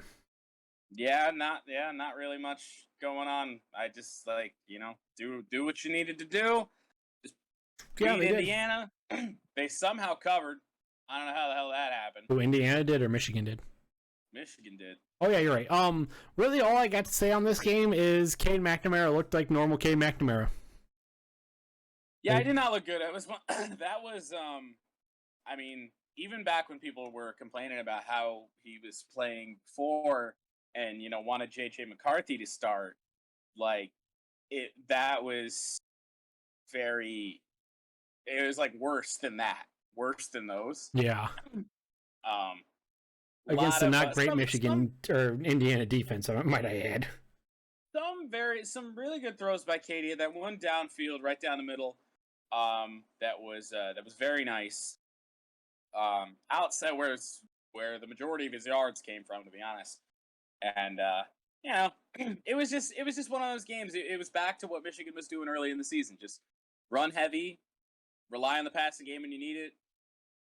Pretty much all there was to say about it. So we got through it. Big game with Penn State this weekend. And let's take the time to address this. What is a Nittany Lion? I don't know. I don't think anyone knows. God damn it. Moving on. Number 8, Oklahoma had a bye. So number 9, Wake Forest played North Carolina. Mac Brown's team got it done. North Carolina beat Wake Forest 58-55. This is a game that existed. A lot of points. A lot of points. RIP. I don't know why. That total was high to begin with. I believe that point total was like 70 for the game, 70 and a half, something like that. Crushed it. So, RIP to underbetters, but I don't know why you did that. Because Wake Forest, we knew they scored a lot, and North Carolina, they've been looking like they kind of got stuff figured out as of late. You bet the under on this. I don't know what to tell you. Yeah. Wake Forest blew a 17-point lead. That's really all I got. That they did. Moving on. Number 10, Notre Dame finally looked like a football team. They played Navy and beat them 34-6. You cursed Navy, damn it! I wouldn't say I cursed. I would say this is pretty much what you should eventually expect out of a team that has one win. I have been on Navy for a month, and they've covered for me every single time. They covered against Cincinnati, and Notre Dame lost to Cincinnati. And then all of a sudden, you hop on a Navy train, and they fucking don't even come close to covering. No, they didn't. Actually, well, okay, so that's kind of a lie. They were looking in really good shape. This game, they were down 3 at halftime, 4 or something. They were covering going into the fourth quarter. And then shit hit the fan. Yeah, Navy finally looked like, or not Navy, Notre Dame finally looked like a real football team, and Navy looked like a team that has one win. I maintain the fact that you cursed the Navy midshipmen. No. I wrecked Navy for it. God damn it. Moving on. But I wasn't winning that parlay anyway. Somebody else fucked me. Moving on. Number 11, Oklahoma State played West Virginia. Oklahoma State Cowboys won 24-3. Yeah. R.I.P. Mountaineers. Continuing, number 12, Baylor played TCU. Gary Patterson just walked away, resigned from TCU. The Jerry Kill-led TCU Horned Frogs beat Baylor 30-28. You know, I don't believe we had this in the picks, and I wish we would have, because this was an easy TCU win. Interim head coach game. It's at least an easy cover. Interim head coach game. Always take the team of the interim head coach. It was always TCU. I don't think we put this in the picks, but I really wish we would have. But yeah, makes sense. It's just the trend. It's just the way it works. Continuing from your conspiracy theories on interim head coaches. It's not a conspiracy theory. It's a real thing. Number 13 Auburn did not play like a number 13 team. No. Texas A&M beat number 14 Texas A&M, beat them 20-3. Texas A&M's kind of good, apparently. 3 points is not a lot. Texas A&M, yeah, they've been good all year. They had the rough like 2-game stretch where they were really shit. But they're back to what was expected out of Texas A&M at the start of the year. Yeah, they got their shit together. They're good at football. Continuing.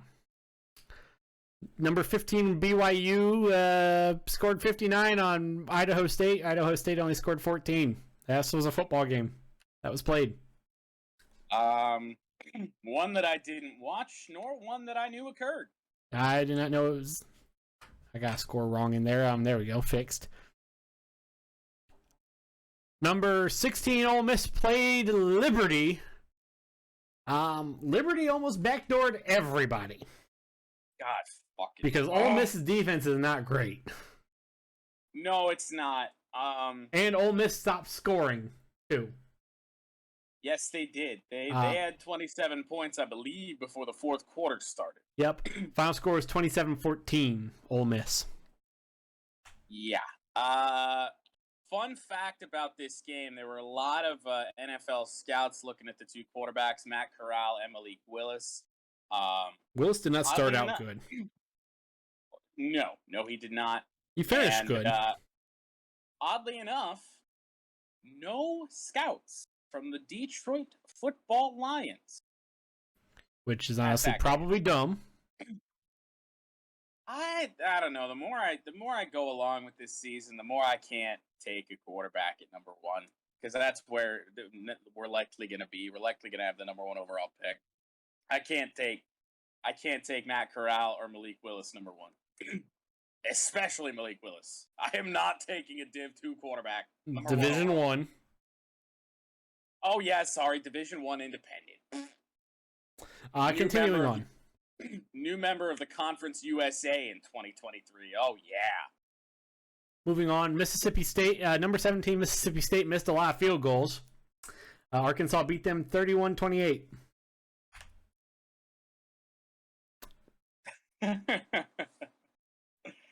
Oh, boy. Lots of field goals. Who would have thought? Fucking Arkansas. Lots of field goals missed. Is this like Mason Crosby numbers of missed field goals? I don't know the final answer to that question. All I know is Mike Leach came out and said he's going to hold open tryouts for anyone who wants to be a kicker for Mississippi State. Yeah, anybody who can be cleared and accepted by the NCAA.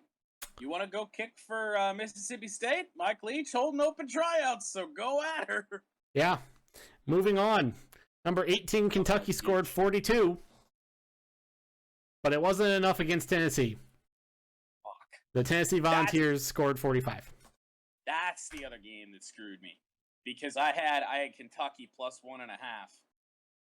They were dogs at home somehow. They played well at home all year long, and it's not like they didn't play necessarily well. I guess defensively they didn't, but, 42 points, a lot of points. Yeah, this is just upset week. That's literally what it was. 6 top 25 teams fell. Yeah. Continuing. Number 19, North Carolina State played Florida State. Florida State still has problems. North Carolina State won 28-14. Not much to say here. Fucking who cares? Yep. Number 20, Minnesota had lots of problems against Illinois. The Illinois Fighting Illini making a late surge to try and win some football games for whatever reason. They won. The Brett Bielema effect? 14-6 was the final score. This game was ass. Wow. Oh, Minnesota. You just extended PJ Fleck for 7 years. And then ass. You're ranked number 20 in the country, and then you go out and do this? God.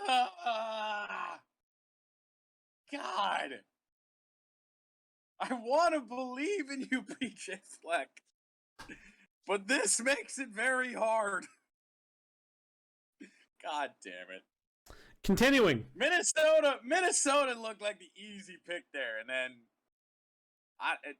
I know it's the wrong team, but they fucking perdured. Yeah. Continuing. Number 21, Wisconsin played Stupid Rutgers. Stupid Rutgers is stupid. Wisconsin won 52-3. Yeah. I've said all that can be said about that. Wisconsin all of a sudden has an offense again, and it's not just this game. It's been the last 3 or 4. And they look to be what everyone thought they were going to be at the start of the year. So maybe Wisconsin's got their shit figured out. Like this is not the same offense that struggled against Michigan. It's not. Like if that game happens now, it's much closer. So, but it is stupid Rutgers. Continuing. Number 22, Iowa played Pat Fitzgerald and Northwestern. Iowa won 17-12. That is a football score. That sounds like a scoregami, honestly. Probably was. I don't know. I don't know if they do scoregamis in college, but I mean there is a lot of college games. So who knows? Iowa still stinks. Iowa's dead. Spencer Petras is literally, well, not literally, but injured, dead. Questionable for this weekend. That was a game. I wasn't fucking Northwestern. I'm honestly surprised Northwestern didn't win it. Fucking hell. Iowa's dead. They are very dead. Iowa is dead in the water. Never should have been number 2 in the country, but fucking there they were. And then they got Purdue. Number 23, Fresno State. They sucked ass against Boise State. Boise State won 40-14. Whoa! This game happened. I mean, I do love me some Boise State, so no complaints here. I didn't even know Fresno State was ranked, to be honest. Continuing, a game that happened in Hawaii. San Diego, number 24, San Diego State, the Fighting Brady Hoax scored 17. Hawaii scored 10. Brady Hoke for the USC job? And rounding out the top 25 scores for the week, number 25, Pitt beat Duke 54-29. A lot of points. Lots of points. And your college football playoff rankings, your top 25. Real quick to wrap up, college football recap. Number 25, Arkansas. Number 24, Utah. Number 23, UTSA. 22, San Diego State. 21, Pitt. Iowa's at 20. Purdue is at 19. Wisconsin's 18. Auburn 17. North Carolina State 16. Ole Miss 15. BYU 14. Baylor 13 after their loss. Wake Forest 12 after their loss. Texas A&M 11. Oklahoma State 10. Notre Dame 9. Oklahoma 8. Holding steady after the bye week. Michigan State drops 4 after their loss to 7. Michigan goes up to 6. Cincinnati goes up to 5. Ohio State goes up to 4. Oregon goes up to 3. Alabama 2. Georgia 1. All I'm going to say on the Cincinnati-Ohio State thing, because, well, I made a lot of Bearcats fans mad, and I had a lot of Bearcats fans upset with me in my Twitter mentions last night. Shocker, all 7 of them. Right. There are not many. Well, there increasingly week by week, there are more. Yeah.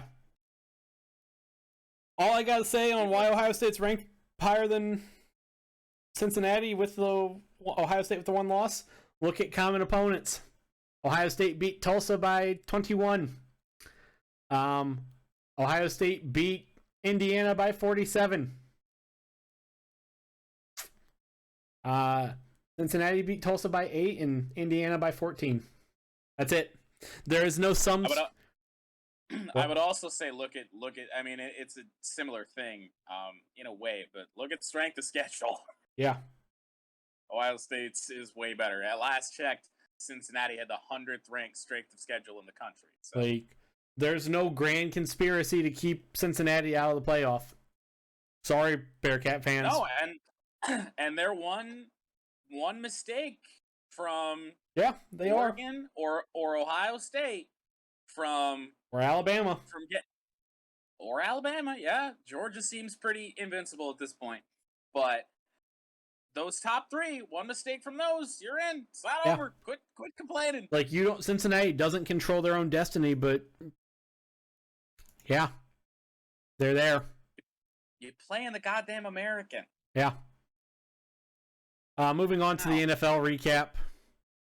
If anyone wants to hear all of my ranting about Cincinnati being ranked 5, because I don't entirely agree with Oregon, Ohio State being 3-4. I think Ohio State should be 3, just off of their body of work post Oregon. But I get it. I get why the committee did it. It is what it is. If you want to, I don't simply from the standpoint of in that they are basing it solely off head-to-head and Oregon having the win. But then you go to Michigan State, and clearly that does not matter. Yeah. So, like I said, I don't entirely. I understand why they have Ohio State at 4 and Oregon 3. I don't agree with it because you go down to Michigan State, they have it swapped around. I don't like it. Is what it is. I think 3-4. It doesn't matter who. Like Ohio State's at 4. They have to play Georgia. They might run into that nuclear buzzsaw that is Georgia's defense, or it could be Ohio State's nuclear buzzsaw offense against Georgia's nuclear buzzsaw defense. Who knows? If Oregon plays Georgia, it's going to be a slaughter. I would assume so. Moving on to the NFL recap, though. Real quick, if you guys want to hear my rantings about the top 10, or my personal beliefs on the top 10 and what mine would be, go listen to the short on audio, and it will be on YouTube later today or tomorrow. That's it. That. Moving on to the NFL Week 9 recap. We'll start with Thursday night. The Indianapolis Colts beat the New York Jets 45-30. This game was never really close, even though the Jets did almost backdoor us. Backdoor everybody. The Jets did almost backdoor cover everybody. I had a 9-leg parlay on this game. We talked about this on backdoor cover. 9-leg parlay, and I only missed that because Mike White got injured at some point. Wanted to get back in the game. Was begging to get back in the game the entire time. And Bob Saleh said no. So I missed out on what would have been a phenomenal 9-leg parlay that way. And what do you know? Mike White's starting this week. But yeah, they did almost backdoor cover everybody. That's why I took the alternate spread at 6.5. Not a lot to say about this game. Believe it or not, the Cleveland Browns beat the Cincinnati Bengals 41-16. This is what happens when you don't have a running game, Cincinnati. That's it. Like, that's it. That's all I got. Joe Burrow threw a couple bad interceptions. Like, I'm not shocked. I thought the Browns were going to win last week when we did the picks.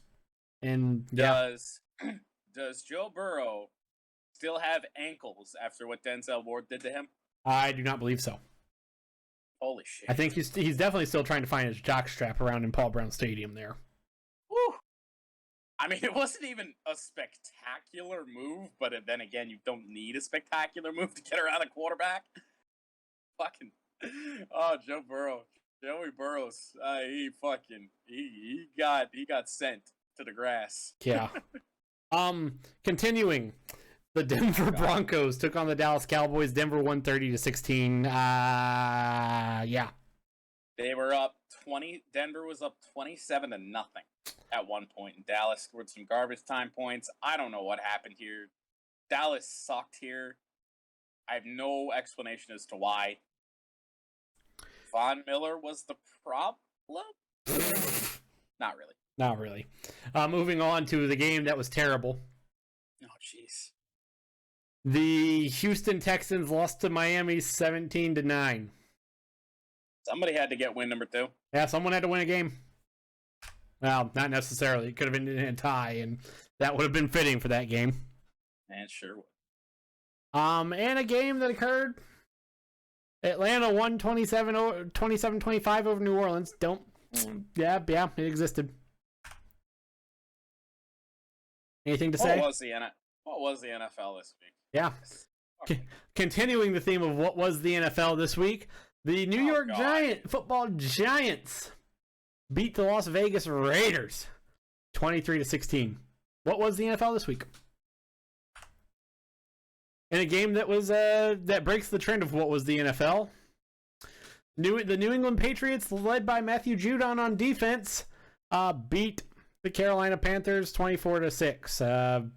Sam Darnold's out, is injured, listed as doubtful for this week, meaning they have better chances. We'll talk about that in the picks.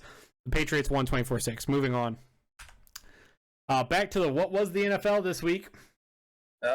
The Jacksonville Jaguars, led by Urban Meyer, and well, Trevor Lawrence didn't really do a whole hell of a lot. It doesn't look like anybody did a whole hell of a lot. And linebacker Josh Allen, who sacked Buffalo Bills quarterback Josh Allen. Jacksonville won 9-6. Also picked him off. Yeah. The hell! What a nice score though. Buffalo was dead. Buffalo's offense was dead. Continuing. I was very pissed about this game since Josh Allen is my fantasy quarterback. Oops. Yeah, it's basically the reason I lost this last week for the first time since week 1. Thanks, Bills. Thank you so much. And all that can really be said was the day started out bad for the Bills, or at least Bills fans. Oh, damn it. Twitter's broke. Jordan? Hi. Okay, no, it's just Twitter that's broke. That's awkward. Yeah. I was going to pull up the video of that Bills fan trying to jump through a table, and he just bounced off of it. That's lovely. That's how the day started for the Buffalo Bills fans. Outside of TINA Stadium, or whatever the fuck stadium is called in Jacksonville. Moving on, though. And it took overtime, but the Lamar Jackson-led Baltimore Ravens beat the Minnesota Vikings 34-31. Vikings blew the lead. That's it. Mm-hmm. The Los Angeles Chargers kind of sort of got back on track. Justin Herbert also got a little bit back on track over Philadelphia 27-24. That defense still apparently has questions. Moving on. The Aaron Rodgers-less Green Bay Packers took on Patrick Mahomes and the Chiefs. All I'm going to say about this game is and I get it. Aaron Rodgers doesn't have great relations with his family, with his parents, but so a Packers quarterback hasn't had to make a family ticket request in a while. But what the fuck, Kansas City, for putting Jordan Love's girlfriend and his mom at the top row of the stadium? Last row in Arrowhead Stadium. What the fuck? Come on. God.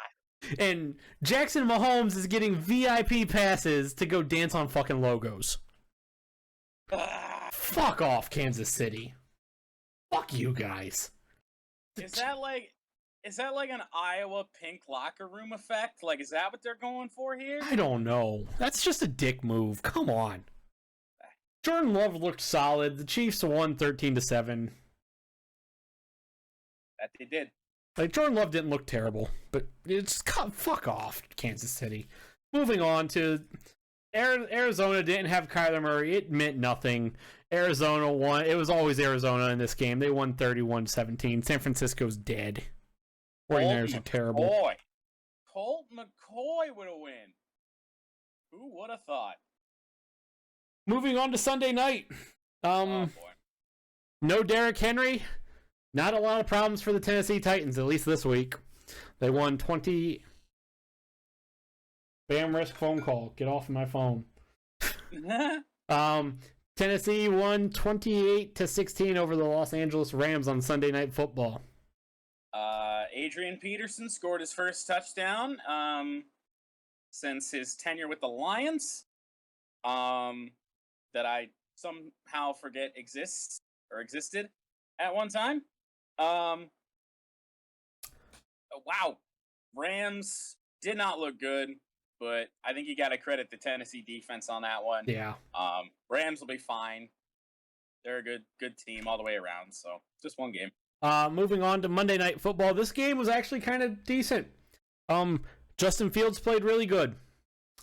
Pittsburgh, had maybe Mike Tomlin remembered this was 2021 and not 2008 when Ben Roethlisberger still had an arm. This game wouldn't have been good. Because, well, the Chicago Bears defense didn't really have a lot of answers for Najee Harris. But basically none. They had answers for Ben Roethlisberger's dead arm until they got into until Pittsburgh got in goal-to-go situations, because that's where both of Ben Roethlisberger's touchdowns came from. Was goal-to-go situations to Pat Freiermuth.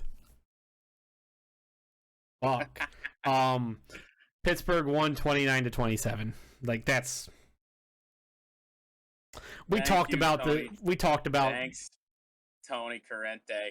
We talked about the important, the big thing from this game. Moving on, that's all we got. It's time for the picks. Ladies and gentlemen, boys and girls, people of the internet, of planet Earth and places some people might call unknown, it is time. We're doing the picks today. Thank you, Charter Spectrum kind of quit on us yesterday midway through the podcast, so we got to come back today, finish out the show, get the picks done. So we're just gonna do the back half of the show. We're gonna do the picks, we're gonna do champ and chump and one for the road, and then we'll get out of your hair. So Jordan, let's get right into the picks. I'm trying. I have to pull the picks up there. So I am 74-76 in the NCAA picks. Jordan is 72-78. He made up a little bit of ground last weekend. I did, since we didn't really get into the picks too much yesterday, and that part will get cut out of the audio version. I had a Is Charter dying again? Please God, no. I don't think so. Oh, good, you're here. Discord just quit on me for a minute, or on you for a minute. Right. But no, I had a good week. Looking to bounce back. So let's get her going. Maction last night. Indeed a thing. Yes, it was. Hold on, let me do something real quick. There we go. I think I fixed Discord. Yes, Maction, Wednesday night Maction happened last night. We did make picks for these games. We actually did say them on the show. That's going to get cut out of the audio version, so we'll run through them again. Toledo and Bowling Green. You both had Bowling Green plus 10.5. We were both wrong. That was really bad. 49-17 Toledo. Bowling Green never do. It was always Toledo, apparently. I didn't. We both saw the same thing, and that's why we picked Bowling Green. But it did not. I mean, I guess there's a reason games aren't played on paper. So Yeah. we saw stats we liked. Those stats did not get off the bus. Apparently. No. Ball State on the road. They played Northern Illinois. Northern Illinois was a home dog at +2.5, and they won on a last-second field goal, 30-29. We both got that right. Yes, so yes, we did. We all had the same. Me and you had the same action picks, so that's easy to run through. And then Kent State was on the road, +2.5 at Kelly Short Stadium, playing Central Michigan. Fire up chips. Central was the easy. I mean, a 24-point win for the Central Michigan Chippewas. So we are 2-1. It was always Central Michigan. It's always Central Michigan. I don't know if I picked against them this year. They've done some good things for us. Yeah. So now we get into the picks for the games that have not happened yet, and this is number 5 Cincinnati. They are on the road, 9-0, -23.5, playing South Florida. South Florida stinks, 2-7. 111th ranked in the AP, and this is something that we touched on yesterday as well. That I don't know, the numbers for the people are very weird because it says 100% of the people are picking South Florida, which I don't believe at all. So who do you got in this shit fest? Cincinnati is scoring about 40 points a game and allowing about 15 per game. They're outgaining South Florida by about 50 yards, and they are giving up about 80, 90. A lot less, actually. Almost 200 yards. 180-ish yards less. Cincinnati hasn't covered the past 2 weeks. Past 3 weeks, actually, I believe. But give me the Bearcats. South Florida is terrible. I'm on Cincinnati as well, and I don't even want to do it, but I'm gonna. Cincy, -23.5. Can't believe it.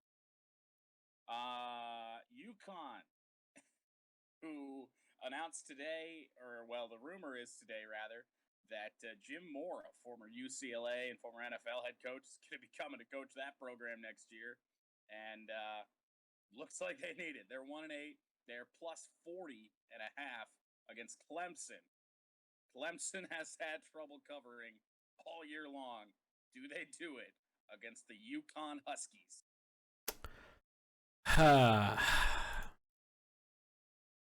You're making me do this.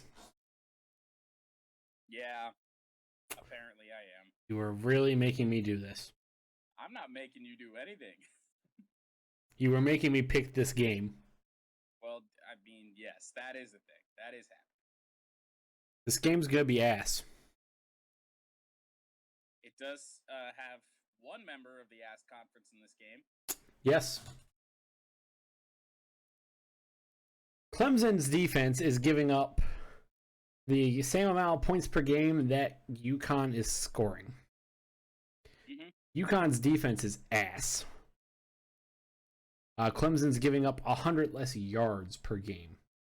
UConn's offense is ass. UConn's defense is ass. UConn is ass. I don't want to take Clemson at 40.5, but I'm taking Clemson at 40.5. I am not. I know UConn's terrible. I know Clemson is not good. That is the reason I'm taking the points here. I can't. You're going to give me 40 points against Clemson when they're having a down year. DJ Ugala, whatever his name is, has not looked good anytime I've watched him all year. Give me UConn. A lot of points. Probably one I'm going to live to regret. We're into the Big Ten slate now. Noon on the Big Ten Network. Stupid Rutgers on the road, +6.5, against Indiana. We did get to this game yesterday. I remember. This might have been where everything died. Yeah. Rutgers plus 6.5 away from the birthplace. They're at the block of concrete in Bloomington. Who do you got? Rutgers is on their 5th quarterback. Rutgers or Indiana? Or Indiana is on their 5th quarterback. Sorry, brains fried. Indiana's on their 5th quarterback. Michael Penix Jr., who has not played since game 2 of the year, still leads Indiana in passing yards. Jesus. Give me Rutgers. Like, Indiana all across the board is terrible. They're dead. I was trying. Oh, there's the matchup analysis for this game. I wanted to see if we could potentially have 2 quarterbacks that wear 0 going against each other. It does not look like it. Noah Vedral is listed as doubtful. That dream is dead. Give me stupid Rutgers. Yeah. Indiana's terrible. Rutgers is not much better, but they are indeed better. God, I can't believe I cannot. After what Rutgers has done the last month plus, I can't believe I'm picking Rutgers, but I'm doing it. Probably the biggest game in the Big Ten this week, I would say. And, well, really the first pick'em we've seen all year, the first true pick'em we've seen all year in college football. I was going to say, I don't think we've seen a true pick'em in college all year long. We've had about, I think, 3 in the NFL. We have one here. Number 6, Michigan, 8-1 on the season, going to Happy Valley to play Penn State. Penn State doing this weird, it's almost a whiteout, but there's 4 sections of their stadium that in any other stadium would be centered around the 50-yard line, but at this stadium, it's like shifted to like the 45 because their stadium's weird. And those sections are supposed to wear blue to look like Penn State's helmet. I don't know what's going on with Penn State. I really can't believe Michigan isn't a favorite here. I mean, I know Penn State's look better, but this is to me like should be like a spread like a Michigan State where it was like 3-4 somewhere in there. Not a big spread, but a tiny one, Fucking Penn State's defense is solid. Their offense is kind of a dead fish. Give me Michigan. Yeah. I mean, what am I gonna do? Thank God this isn't a night game. I think if it is, might be a different story. Penn State would probably be more of a favorite. Yeah, give me Michigan. What am I gonna do? Pick against them? Hell no. One of the biggest spreads we've seen in college all year long, in a game that I have no idea why it's happening in November. New Mexico State, 1-8 on the season. They are getting 51.5 as they travel to take on number 2 Alabama. CBS has no information on the people here. It's 0% versus 0%. So we got nothing to go on. Alabama has not covered the spread yet, or in a couple of weeks now.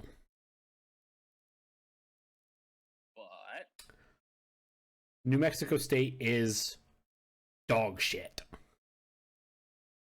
All across the board, dog shit. Like, it's a lot. It is a shit ton of points. Both teams are 5-3 against the spread. Big difference. There's 130 teams in college football. Division One. In Division One college football, I should say. Or FBS, rather. New Mexico State is ranked 127th. Give me Alabama. I usually thrive for games like this because you're going to give me all those points. I can't do it. Not this time. If Alabama doesn't have a big game, problems, potentially. Give me can't believe I'm doing this. Give me Alabama minus 51.5. Fucking hell. I was gonna say it's kind of a big game in the SEC. It's really not. Mississippi State is on the road. They play Auburn. Auburn fresh off the loss to Texas A&M. Yes. Auburn minus 5.5 against the 5-4. What are they? The Aggies? Is that what they are? What the fuck is Mississippi State? Bulldogs? Sure. I don't know what they are. I'm gonna Google that while you make your pick.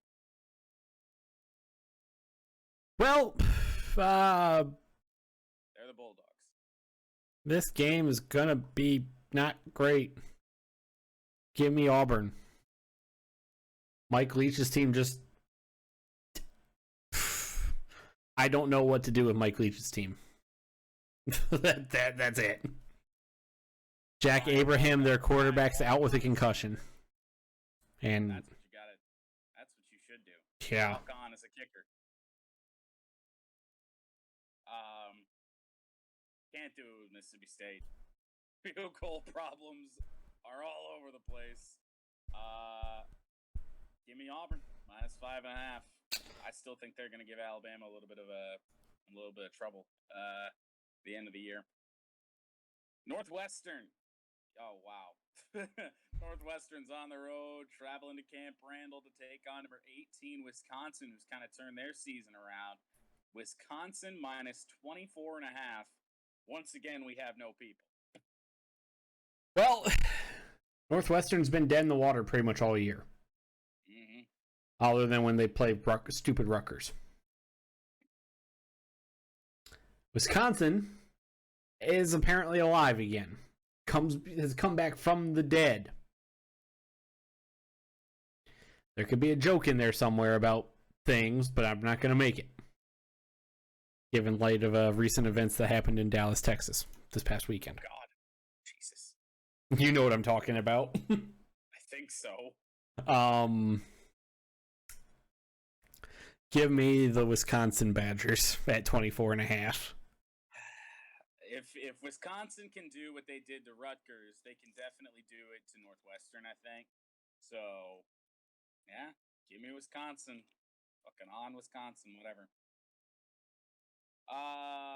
This game sucks. Yeah. Miami, 5-4 on the year, and they're playing Florida State, who's 3-6. Both teams are hot ass. Miami minus 2.5, and the people are on Miami. 79% of the people on Miami to cover and presumptively win with the spread that low. Well, some people say I'm a man of the people. And they're right on this one. Mm-hmm. Give me Miami. Florida State, it's fitting that a game this ass is in the ass conference. It really is. Florida State is ass. Miami is not good. Miami's probably going to win by 3. Do just enough to cover. Yeah, I can see that happening. Could very much see that happening. I don't know if I made my pick. Miami minus 2.5. A game you will have much interest in. Number 19, Purdue. Fresh off beating former number 3, Michigan State. That was at home, however. They're on the road, going to the horseshoe to run into the buzzsaw that is Ohio State. And even after Purdue did what they did to MSU, they are getting 20.5 against the Buckeyes. Oh boy. I've been to the horseshoe once. It's not really a horseshoe anymore. Still a great stadium, but I digress. Usually after a win like what Purdue got last week, they Purdue.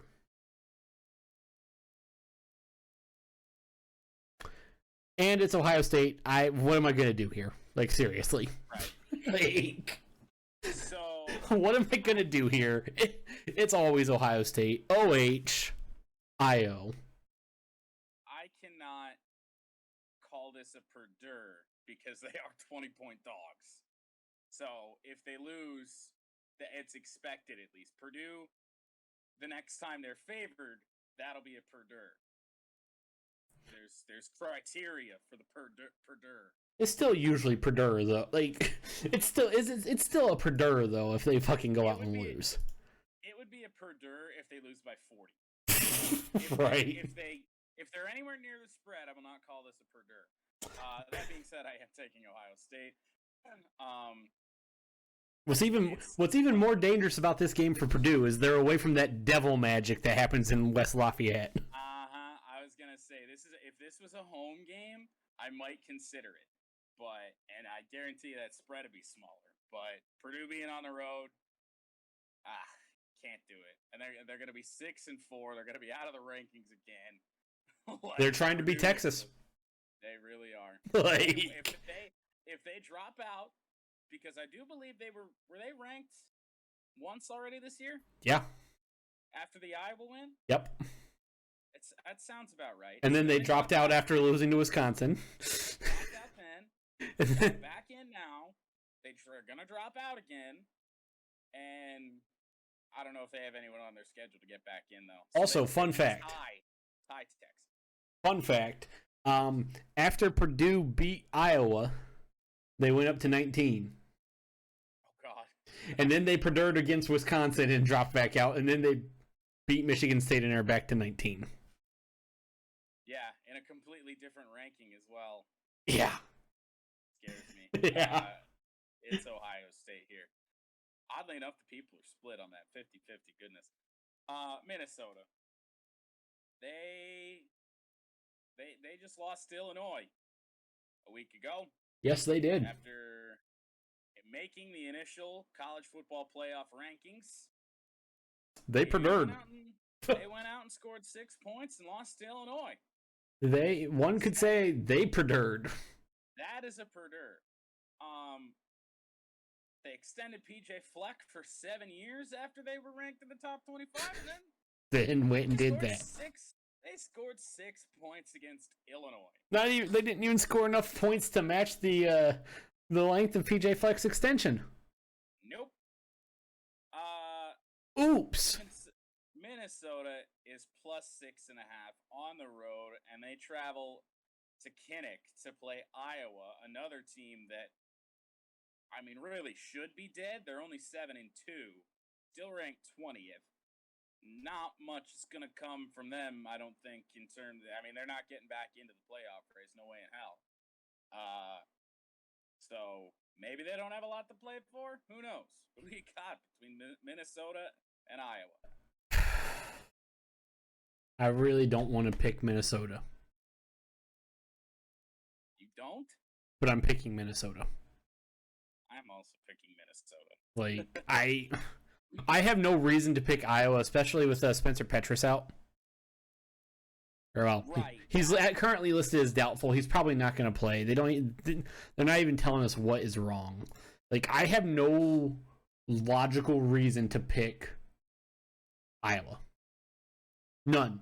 No. That offense with Spencer Petras wasn't good, and then they lose Spencer Petras, and it's still not good.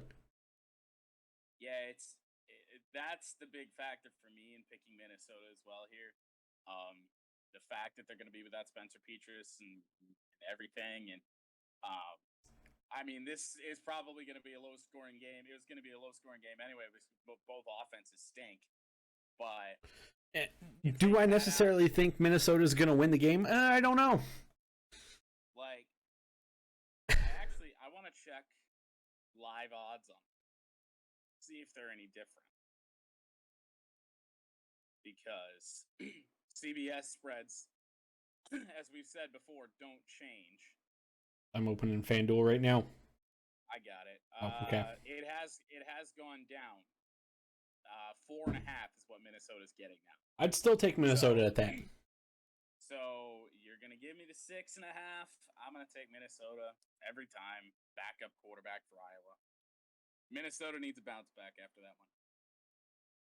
And 2 games left to go in the college slate. Maryland, they were pretty much dead at 5-4.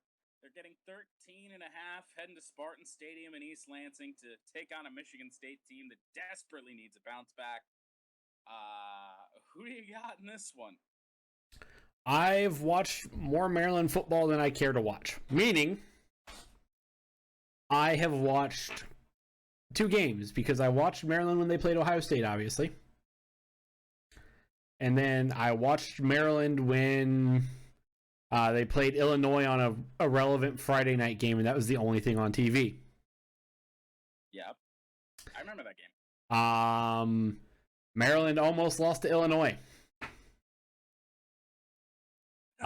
Which was sacrilege at that time. Yeah. Like that was terrible then, and then Penn State and now Minnesota have done it. Michigan State is good. They have a man named Kenneth Walker, who is very good. Maryland defense gonna have a rough time without him. Maryland's defense is not so great. Good luck, Maryland. But I'm taking MS. I'm taking Michigan State. If you couldn't tell by how I was leading up to that, I'm taking Michigan State. Here's the big game in the SEC. Number 11, Texas A&M at 7-2 on the year.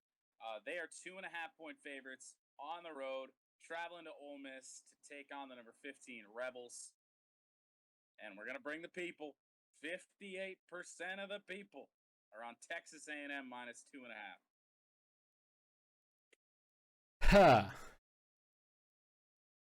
Some people say I'm a man of the people. And in this case, they're right. Texas A&M's been on a roll. Mm-hmm. Ever since they beat Bama, they've just been on a roll. They're looking dangerous. At 2 losses, are they going to get in onto the college football playoff picture? No, they're not. Not without some help. No, they would need a hell of a lot of chaos. Could that win over Auburn or Alabama get Texas A&M into the college or into the SEC championship? Maybe. Hard to say. Depends on what Alabama's gonna have to lose to Auburn or something. Yeah, it could very well happen. A&M's looking dangerous. Give me Texas A&M. I love Matt Corral. I think even though he may not win it, he deserves it. Without Matt Corral, Ole Miss is dead. Yeah, and I like Matt Corral. I want him on the Lions, but not at number 1 overall, where we're looking to be picking. I'm also on Texas A&M. They're just a more complete team. You're not giving me many points. I think this could be a big Texas A&M win at 2.5 is.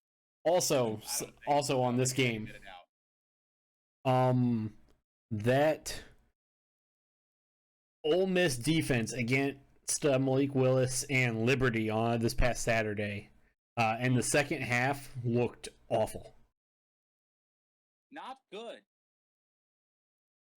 Not good at all.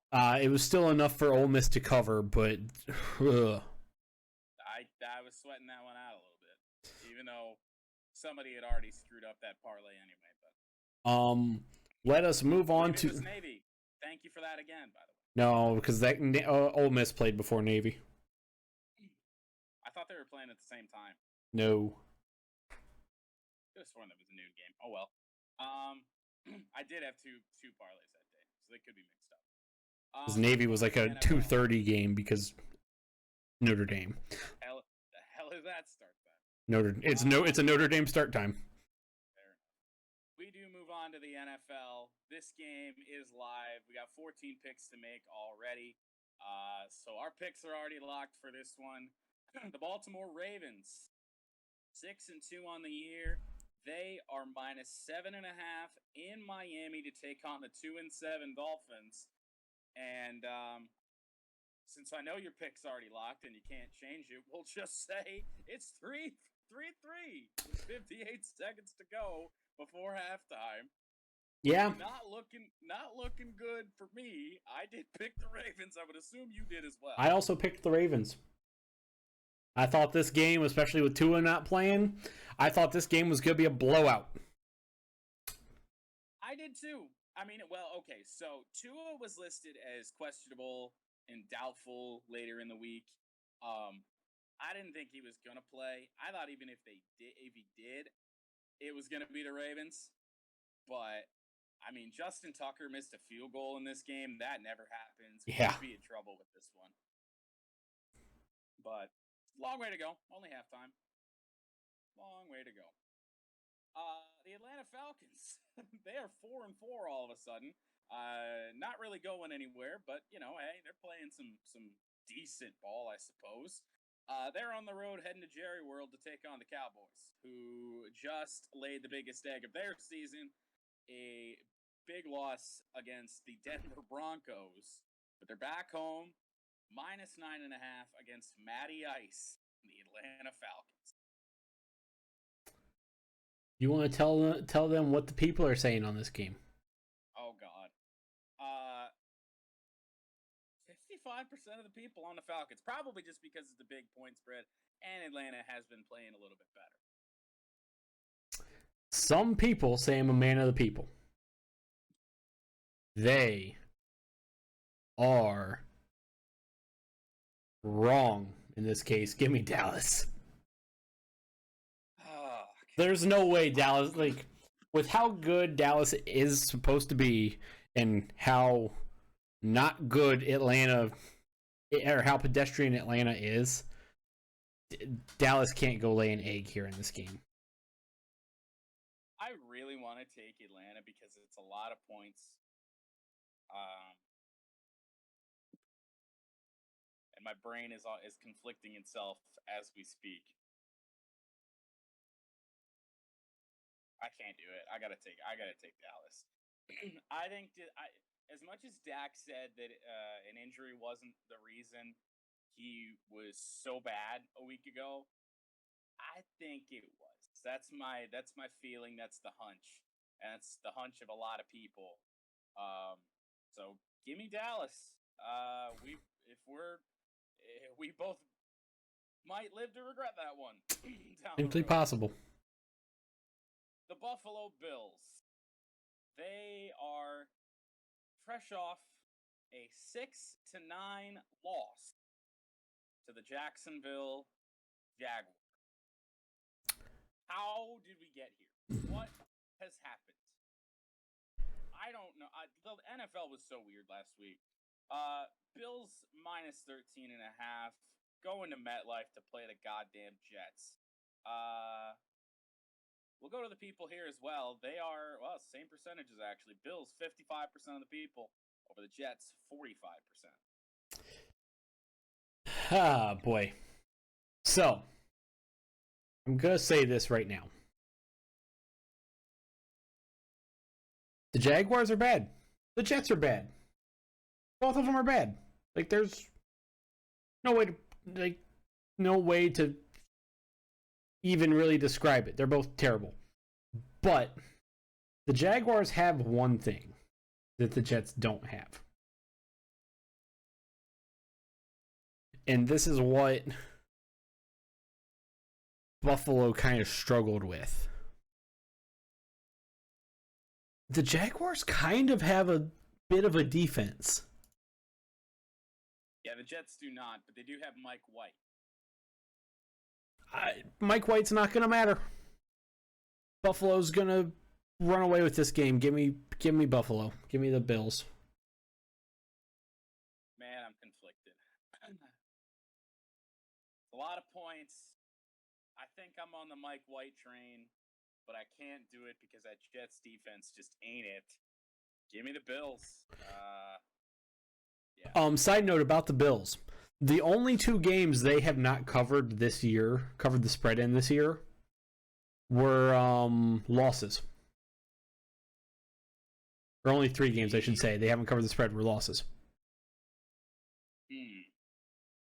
Interesting. Just a little side note. I don't think there's any way they're losing to the Jets. Let's keep that streak going. So, yeah. Bills Cleveland by a lot. Cleveland Browns. The OBJ problem is gone. They are on the road heading to Foxborough to take on Mac Jones and the Patriots. Patriots -1.5. Can you believe it? I'm not sure I can. Who do you got? I want to pick Matthew Judon. I want to. But you can't. But Mac Jones isn't good. Like he's fine. he's average.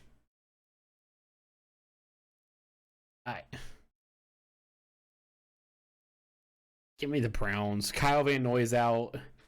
Jawan Bentley out. Jamie Collins on the defense also out. Jalen Mills out. Apparently their punter Jake Bailey's questionable. I really want to take Matthew Judon and the Patriots, but I can't. But you can't. Give me Cleveland. There is something about the Browns without Odell Beckham that makes 0 sense, but it's a trend that you can't overlook. I'm gonna take the Browns.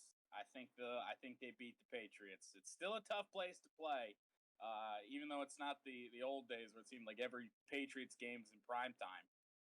Foxborough's still a tough place to play. So we shall see, but I'm going to take the Browns. The 0-8 Detroit Football Lions. They head to Heinz Field, take on the 5-3 Patriots, still very much alive in that Steelers, you mean? Division. What did I say? Patriots. Not the Patriots. Nope. It's the Pittsburgh Steelers. That'd be rough for the Patriots to have to play both the Lions and the Browns. Nah, they'd survive. They could play the Browns and then turn around, just hop on a bus, head to Detroit, or have the Lions just waiting for them. Give them a home game both times. Oh God, the Miami Dolphins have taken a 6-3 lead heading into halftime. Pants. God damn it. Anyway, that's looking rough. Steelers -9.5. 59% of the people on the Steelers. I don't know anymore with my team. Give me Najee Harris on the Steelers. Even with Mike Tomlin looking kind of brain dead at points and having Ben Roethlisberger throw the ball a lot, when you have with Derrick Henry out, Najee Harris is probably the second best running back in football. Yep, behind Jonathan Taylor. Like, give me Najee Harris and the Steelers. I want to take the Lions because when you don't expect anything from them is when they show up to play. But I cannot do it. Just can't do it. Give me the Steelers -9.5. Also, side note, I forgot to mention this earlier. You can see it on your screens if you're watching this. If you're listening to audio, you can't. So I, in the NFL, picked them 72-64 this year. Jordan is 66-70. Bad week for me in the NFL picks. Really Yes. bad week. Like, really bad. Like, I went for like 5-9. Oof. Rough week. Okay, let's keep it rolling, though. Jacksonville Jaguars. They are on the road, fresh off the win against Buffalo. They take on the Colts, and they're getting 10.5 as they travel to the house of Peyton Manning built, Lucas Oil Stadium in Indianapolis. I'm really confused as to what's going on in this Florida Panthers game. I think they won it, but I don't know. We'll find out later. Jaguars, Colts -10.5. Who you got? Well, Carson Wentz is questionable with an illness. I don't know if it's COVID-related illness or not, just questionable with illness. I have a feeling we would know if it was COVID. That being said, they'd have to put him on the list. that being said, that could be a very good thing for Indy, because that means Jonathan Taylor touches the ball more. Which is what Colts fans want. Meaning Jonathan Taylor will run through the Jacksonville Jaguars.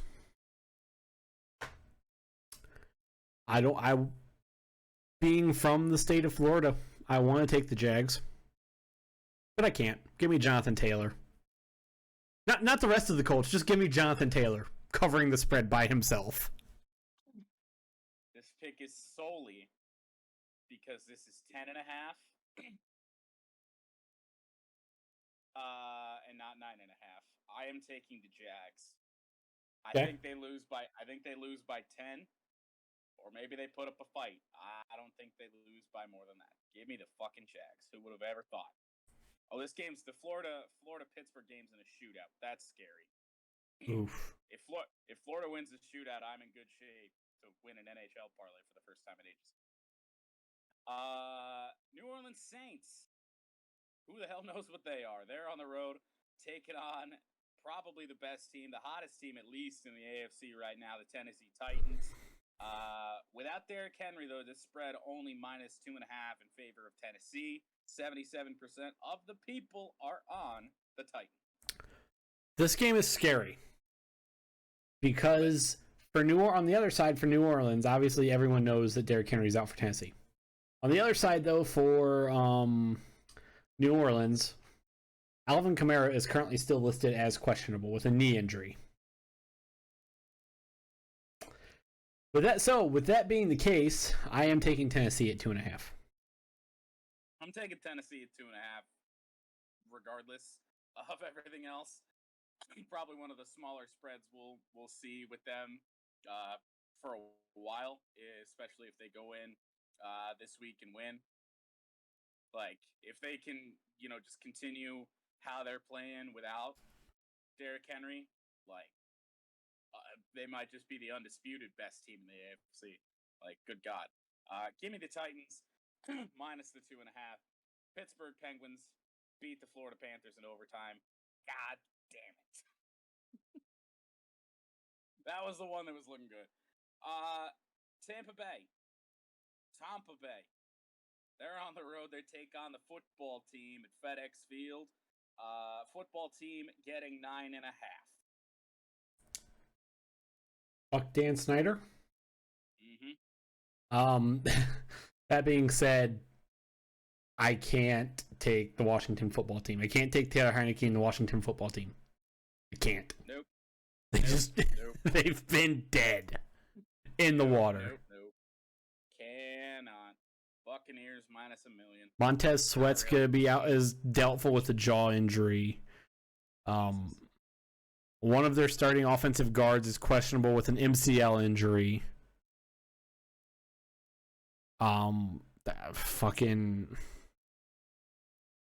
Another offensive tackle is questionable with an ankle injury. Taylor Heineke's gonna have a bad day. He's probably gonna get hit several times. Quite possibly. I am taking Tampa. Yeah, as am I. Carolina Panthers, they're dead. Could be brought back to life, potentially. But we'll get to that in next week's show. The Arizona Cardinals are their opponent this week, and Carolina's on the road. Arizona minus 10.5. Now, what's the deal with Kyler Murray? He back this week? Trying to load the matchup analysis. He is still questionable. Questionable scares me. But after what they did with Colt McCoy, who the hell knows? But who you got in this one? After what the Cardinals did with Colt McCoy, I still am going to take the Cardinals. And side note, for the Carolina Panthers, for this week anyway, they have that former XFL quarterback, PJ Walker, starting for them, presumptively. Yep. Who has not looked good in his NFL action. So it's Arizona. It's gonna be Arizona. Minus whatever. Minnesota Vikings. Mike Zimmer on the hot seat currently has the best odds of any head coach in the league to be fired at the end of this season. They're on the road. They take on the LA Chargers in SoFi Stadium, which means it's a home game for the Vikings more than likely. Yep. Chargers minus 2.5. I like Mike Zimmer. I do too. I mean, Former defensive coordinator for the Cincinnati Bengals. Yeah. But this Minnesota team's not good. They lost to Cooper Rush. They put up a fight against the Ravens and then lost an overtime heartbreaker.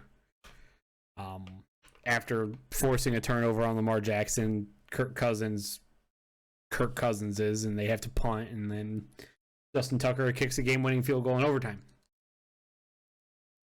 That'll happen. Justin Herbert's starting to look. The Chargers are starting to get back onto their groove. They didn't look impressive against Philadelphia, but they didn't look terrible. Give me the Chargers. I will also take the Chargers. Cannot with Minnesota. They appear to be dead. Not much to play for, I don't think, for the Minnesota Vikings. The Chargers' opponent a week ago, the Philadelphia Eagles, they head to Mile High Stadium to take on the Broncos, fresh off a big win against Dallas to get back over 500. Broncos -2.5, and we go to the people. 67% are on the Broncos.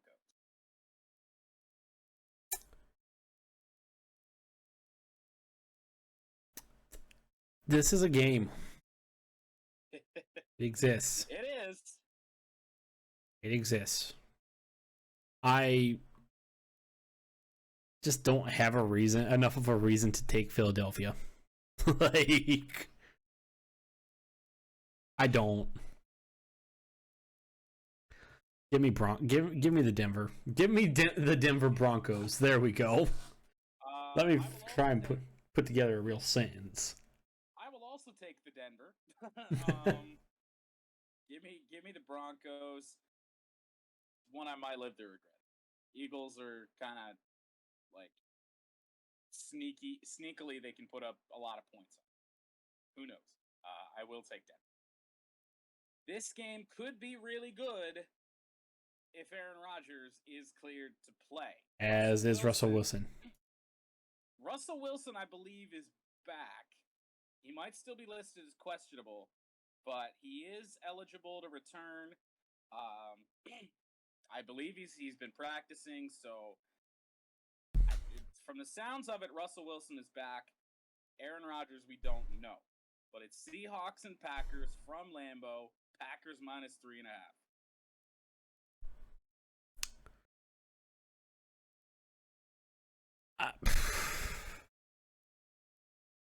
Aaron Rodgers believes he's going to be able to play this week. Aaron Rodgers also takes medical advice from Joe Rogan. Well, yes.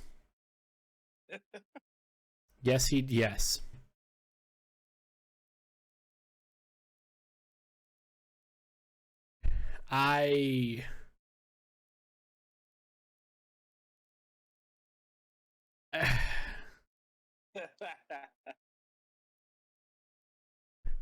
Aaron Rodgers seems confident. He seemed confident on the Pat McAfee show on Tuesday.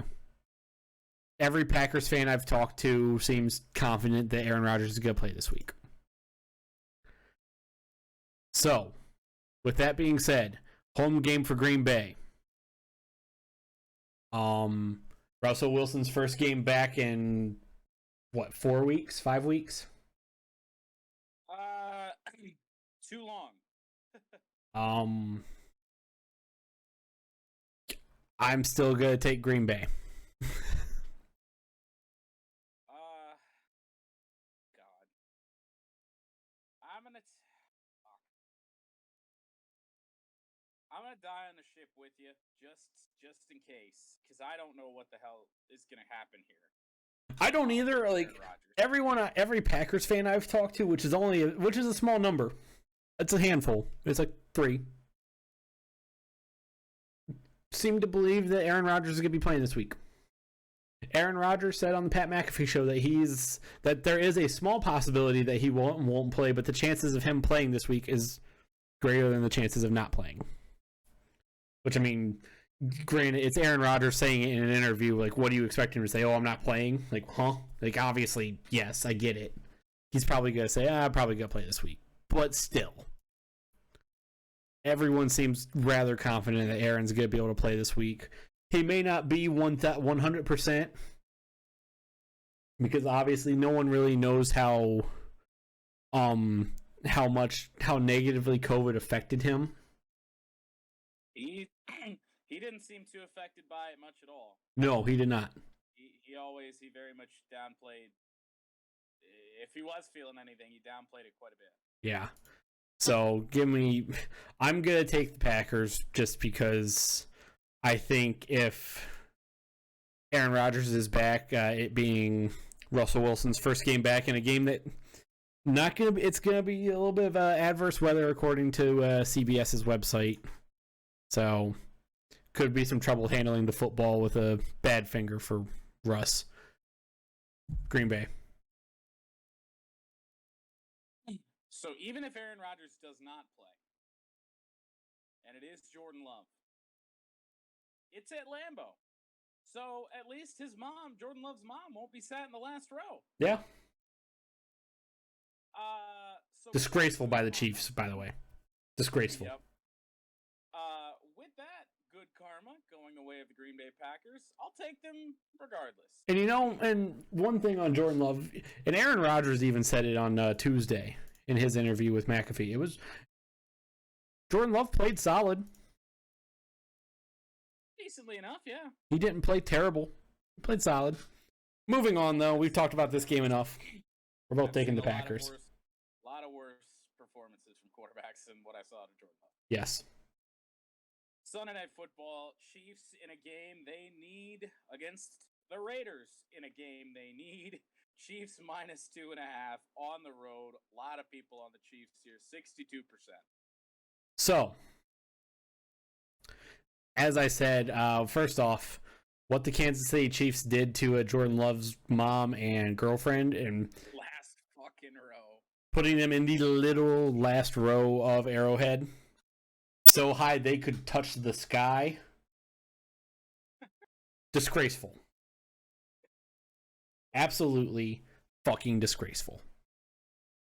You're telling me that you couldn't find something for them when Patrick Mahomes' dipshit brother is getting VIP passes to go dance on fucking logos of an NFL great who's taken away from us way too soon. Yep. Fucking disgraceful. That is not affecting my decision as to picking this game. The Chiefs need this game. They need this game. The point spread is low. The Chiefs are going to win this game by more than 2 points. Raiders are a bit of a mess, and they did just lose to the New York Football Giants. So I will take the Chiefs. There is also the rest of what you said too. Yeah, I had to leave you something, I guess. Right. Yeah, can't do it with the Raiders. They're a mess. Monday Night Football, last game of the week. The Los Angeles Rams, they are on the road, playing in Levi Stadium against the San Francisco 49ers. Niners might be dead, but they're getting 3.5 here. Tiny spread for a dead team, you'd think. So maybe they're not as dead as we thought. But who you got? I made it through this entire segment without talking about ticket prices. What a shame. These ticket prices are starting at $45 according to wherever CBS gets their tickets from. Apparently StubHub. Fair. You get upper corner, row 405, or upper corner section 405 or 403. I can't read. Section 403, row 5, seats 4 and 5 for $45 a piece. The reason I bring that up, that is not the lowest ticket price of this week. However, that is the lowest ticket price we've seen for a Monday Night Football game this year. Back to the actual game on the field and not ticket prices. I just had to work that in because I've worked it in every segment this season. 49ers are dead. They've been dead in the water for a bit. The Rams had a bad showing against Tennessee. The 49ers are not the Tennessee Titans. Give me the Rams. Tiny little spread for one of the most talented teams in football. You said pretty much everything. Niners are dead. Rams are not. Give me the Rams. And those are your week, I believe, 10 picks.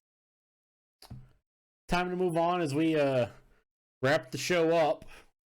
A day late. A day late, yeah. About Thanks, Spectrum. Thanks, guys. 28 hours after we started the show. 28-hour podcast. Yeah. Actually more than that, probably closer to 30 hours after we started the show yesterday. Thanks, Charter Spectrum. Thanks, guys. Assholes. We have our champ and our chump of the week. Do you want to start? Okay. I guess I'll start. Okay. Our champs might be the same. Oh boy. My champ of the week, Detroit City Football Club, joining the USL, second tier professional soccer. We covered it in the news, as we've already said, about 30 hours ago. Big deal for them, big deal for Detroit. And I said this to you when, that news broke, that I thought this is going to be as high as they would get in U.S. soccer without promotion and relegation. I'm not so sure anymore. I don't buy it. I don't believe it is. So I know MLS really likes, their own teams. They don't really like bringing up teams from other divisions or They've other done it though leagues or before. anything like that. They have. It's just been a long time. A lot of their newer teams are ones that they just created. So that's my way of thinking that they won't get there. But if they do, not really. Cincinnati was a USL team. I forget that. I believe Austin FC was a USL. I'm not trying to just remove your point entirely. Was Austin FC? But there are the teams like Inter Miami, LAFC, teams like that. Austin FC was not a USL team. Okay. So there's three. St. Louis, I believe, was a USL team. Nashville. Yes, USL, I believe. Yes. Okay, so then maybe I'm wrong, but that's just what it felt like. So, but regardless, I think it's a possibility, man. And it's not a goal by any means. I don't think.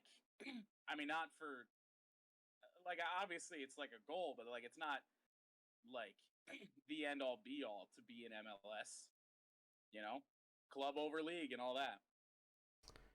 So if it happens, great. If it doesn't, fuck. I know both of us are still going to be pretty big DCFC fans. So. Well, I'm glad I had a backup because I figured that was going to be yours. I figured you were going to go either NASCAR or DCFC. I can't make Kyle Larson my champ of the week. You kidding me? Valid point. So this is why I did pull backup up. My primary would have 100% been DCFC, but I just couldn't with I wanted to have a secondary just because I figured Jordan would take everything that I wanted to say. And he did, basically. Well, you should have gone first, damn it. I didn't have a backup. That was mine regardless. I had a backup solely because I pulled one up just in case.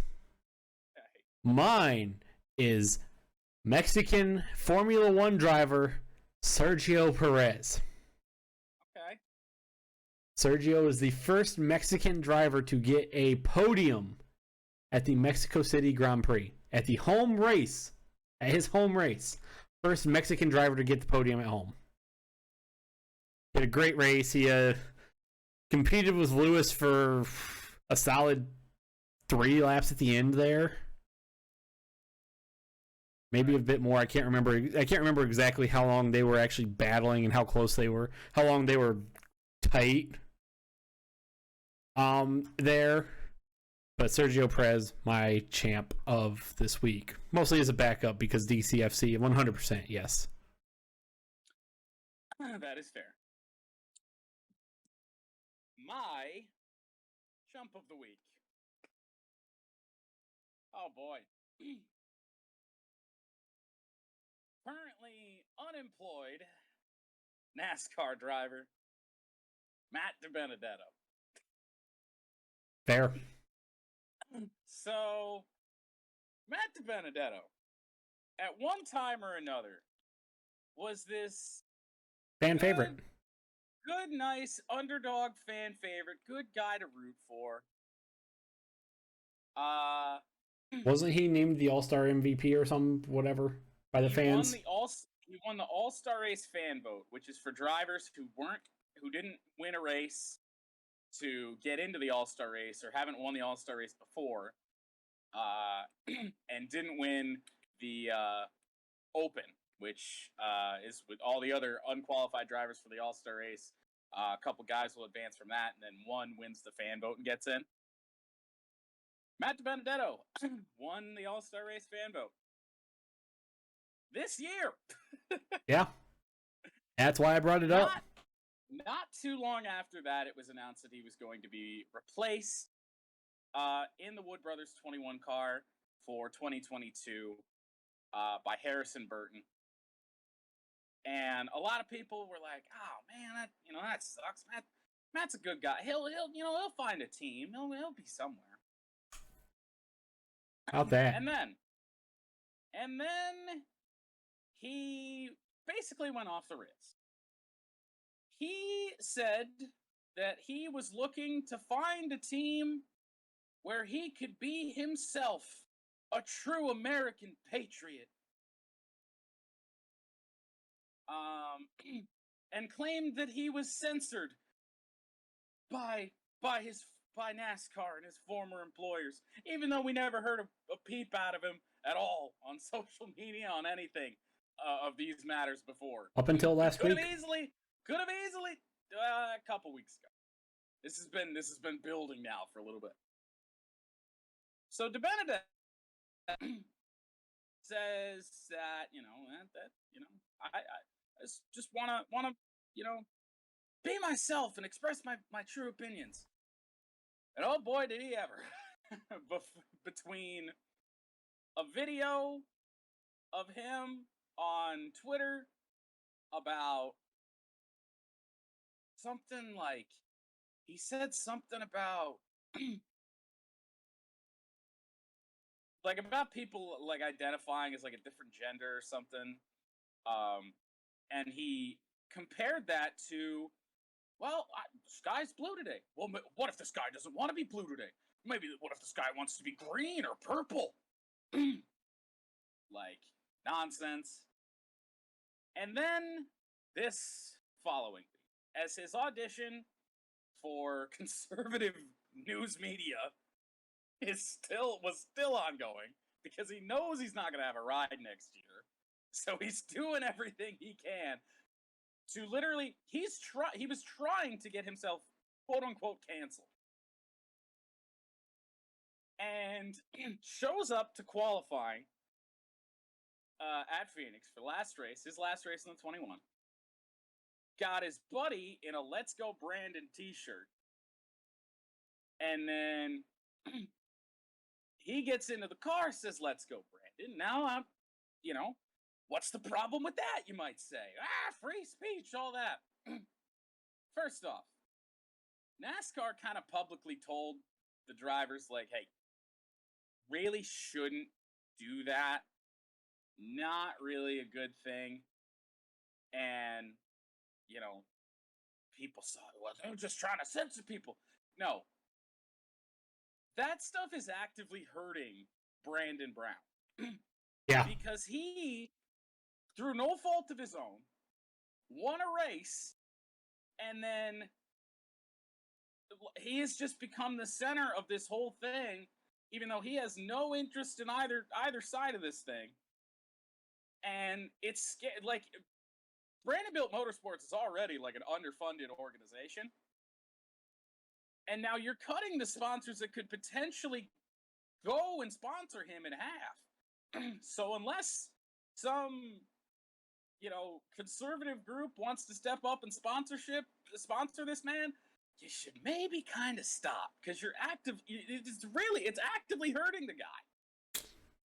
Yeah. And the other point on that is literally, if you just say, fuck Joe Biden, nobody's gonna care. Nobody's gonna care. Like, just do it. Yeah. Like, everyone already knows your opinions. Right. Like, there's no point. So, there was rumors before the start of the race after that video came out of him doing the Let's Go Brandon routine before getting in his car, that he almost didn't race. Whether it be Penske, whether it be his sponsor, DiBenedetto's sponsors, whether it be somebody else, they almost pulled the plug on him before they realized that's exactly what he wants. That's literally what he wants. He wants to be canceled, quote unquote, to have that platform and to have some sort of standing with those kind of people. That's what he's aiming for. And thankfully, Penske or Whoever. Ford or whoever was in charge of that decision did not do it. But it was reported that it was a possibility, that they wanted him out. So, Matt DiBenedetto, have fun. Have fun being unemployed, buddy. We won't miss you. I have never seen somebody turn so heel so quickly in NASCAR. Like, good God. DiBenedetto, the ultimate heel turn of all time. Matt DiBenedetto's an ass? Right? Doesn't roll off the tongue as well. Christ, guys. Literally just say fuck Joe Biden if that's how you feel. Come on, just do it. Nobody cares. No one's gonna care. People said fuck Donald Trump for the last 4 years. Yeah. Nobody cared. No one cared. Nobody's gonna care if you. No one would have cared if Matt DiBenedetto said fuck Joe Biden. It would have been like, oh, he has his own opinion. Whoopty shit. Right. Like, it's just getting political. No, he publicly said a phrase that NASCAR said, hey, don't say this anymore. It's hurting the driver that it involves. We're hurting one of our own here. And he did it anyway. And also, by the way, I don't remember who tweeted this video. I screenshotted it, but unfortunately cropped it out. The video of him saying "Let's go, Brandon," it's with the caption "NASCAR superstar," and then Matt DiBenedetto's Twitter at "Let's go, Brandon," or quote unquote "Let's go, Brandon." And problem being, to be a superstar, you kind of have to win at least once. More than that. More than that. Be actually relevant in the sport. And of course, just with the whole thing about him being booted from Wood Brothers. Oh, Harrison Burton sucks. He's going to be terrible. Harrison Burton's 21 years old and has 4 Xfinity wins. How many Xfinity wins did Matt DiBenedetto ever have? What do you know? None. He didn't have a good car. He drove crap when he was in Xfinity. He drove the 20 car for Joe Gibbs, the same car that Harrison Burton's driving. Was driving. God. I hate NASCAR. Why do I do this? Why do I continue to watch this? Actually pretty good not watching it, trust me. I would know. I don't. Well, he's unemployed unless he gets picked up by the team that was running all those Trump schemes in Xfinity a couple years back, and wants to finish like 38th every week. Go ahead. That'd be fitting. That'd be very fitting. Okay. Yeah, Matt DiBenedetto, my chump of the week. I have a multi-way chump of the week. Yes, you do. I'm just gonna go with all four that would have all four of the ones I had that would have finished tied first. I was saying I was just gonna do two of them before Jordan and I went and came back to this portion. But I'm just gonna give you all four. Number one, and this is honestly not even in any particular order. All four of these could have won because they're all equally chumpy. Number one, football officials. Boy. College All football, NFL, they all suck right now. I'm gonna echo something. This is the third time in an hour and change we've referenced the Pat McAfee show, and by we I mean me. Yeah, for once it's not me. It hasn't even been an hour. It's actually been about 20 minutes. Right. Nobody watches football, whether it be college football or NFL football, to see the refs throw flags. Do just enough to keep control of the game. They haven't been doing that this year at any level of televised football. They haven't been doing it at college ball. They haven't been doing it in NFL ball. Just no one watches you to throw flags or stop the games for reviews every 3 plays. Or get their camera time while they're doing those reviews that take 10 minutes. Yeah. Like, nobody watches the game for you guys, officials. So that's number one. Number two, and again, mind you, these are in no particular order. They are all equally chumpy. The league that Detroit City FC was formerly involved in, the NISA, the National Independent Soccer Association. You might ask, well, why are they chumps of the week? Detroit City FC won the league, and then they advanced, and then they're moving up to the USL. Well, you see. The NISA wasn't paying officials. They weren't paying team hotel bills like they were supposed to. They weren't paying for the trophies. Detroit City FC had to pay for their own trophy. Because the trophy maker called them up and said, hey, we need this trophy back. The people who said they were going to pay it didn't pay it.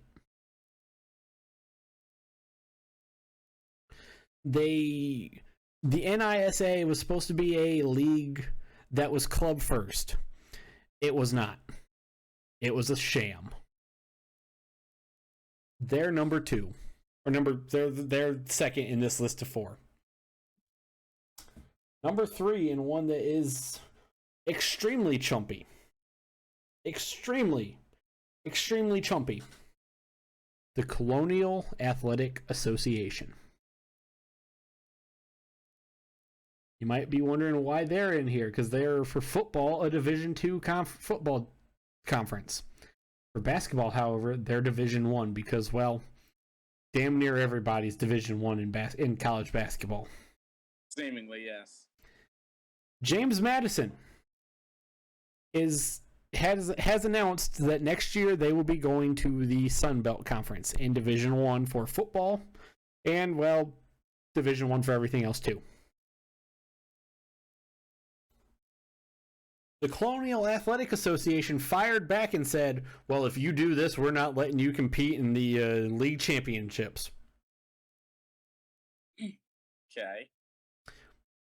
Meaning that James Madison, who has been rather good in college basketball, or at least the Colonial Athletic Association in college basketball, I know they got, I believe Villanova or somebody also in their,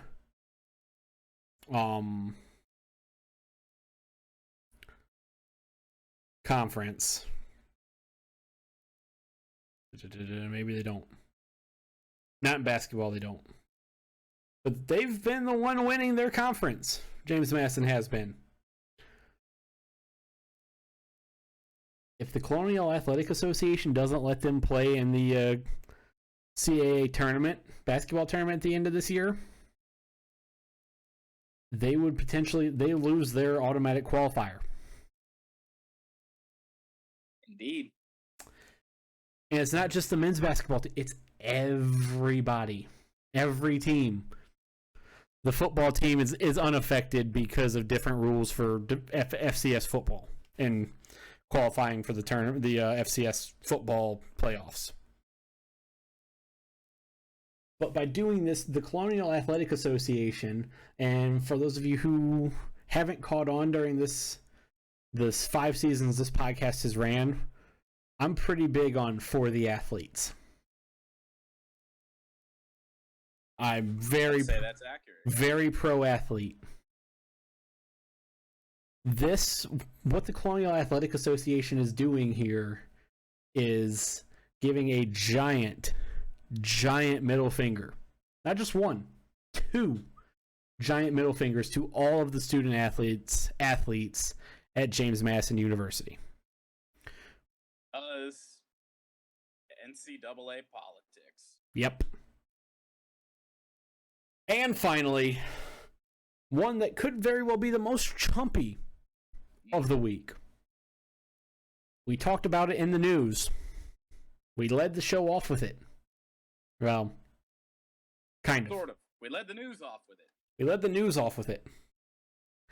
Ohio State backup quarterback Jack Miller, who got arrested. Is he really the backup, or is he? I thought he was like third string. Third string, partial backup.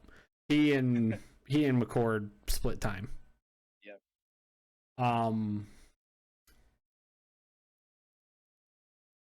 Jack Miller arrested for operating a motor vehicle while intoxicated. Also could be kind of a DUI. They didn't specify what he was intoxicated on.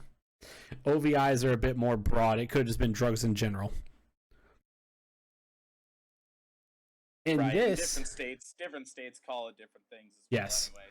well anyway, so this happened 3 days after the whole Henry Ruggs scenario.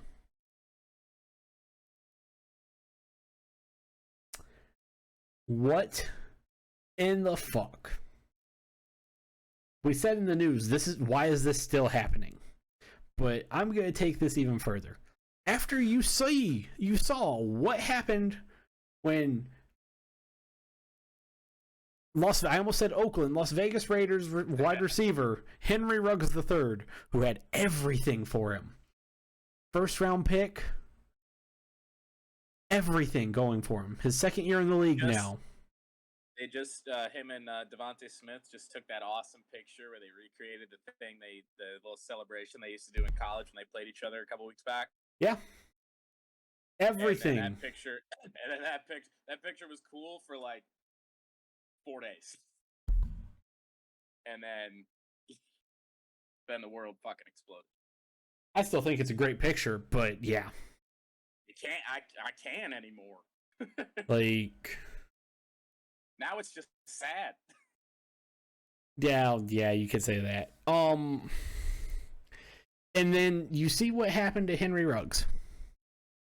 Lost everything. Because there is no coming back for that from that for him. No matter what happens legally. Well, I mean, what? You know, he's looking at fucking 2 to 10. They added on more charges. Well, did they? Added on more because he had a gun with him, and he was under the influence. I mean, I think the maximum I saw he could be looking at is like 40 years. Yeah. Like, he's probably not, not to get anything into it, he's probably not going to get the max, let's just be honest. No, he won't. But no matter what, there is no coming back for that from him. And then you assume not. That's a pretty rough one.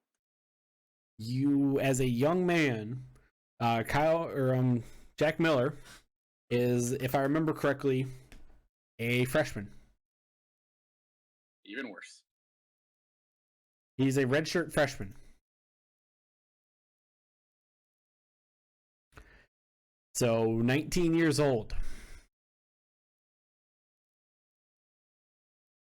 And with everything going on at Ohio State, you probably weren't going to be a starter next year. You couldn't beat out C.J. Stroud for the starting job this year. You couldn't even really beat out Kyle McCord for the number 2, the guaranteed number 2. You're like Jack Miller was the 2B. But he could have transferred. He was still a 5-star recruit. He could have transferred to almost anywhere else. And he More than likely, yeah. He kind of threw it away. He threw it away. He'll be lucky if any school picks him up, if that's even a possibility for him now. He threw it away. So he, honestly, after what happened with Henry Ruggs, this could be the most Trumpy thing. Just in the aftermath is that a young college athlete just threw everything away. Right, you got an athlete who had already made it to the pros and then throws it away, and then like literally days after. Just a couple days after. How do you not see that and just be like, I gotta be smarter? I don't like Henry Ruggs, the whole Henry Ruggs, that all happened on Wednesday before we went live with the podcast. Yep. And then Jack Miller got arrested and then suspended. Excuse me. On Thursday night. The suspension was announced Friday. He was arrested Thursday night, so it wasn't even. It was maybe 48 hours. Because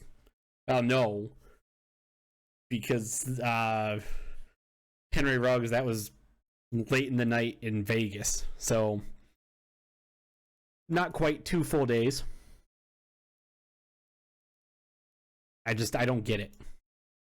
That right there, your chumps of the week for both of us. It's just all I'm gonna leave here.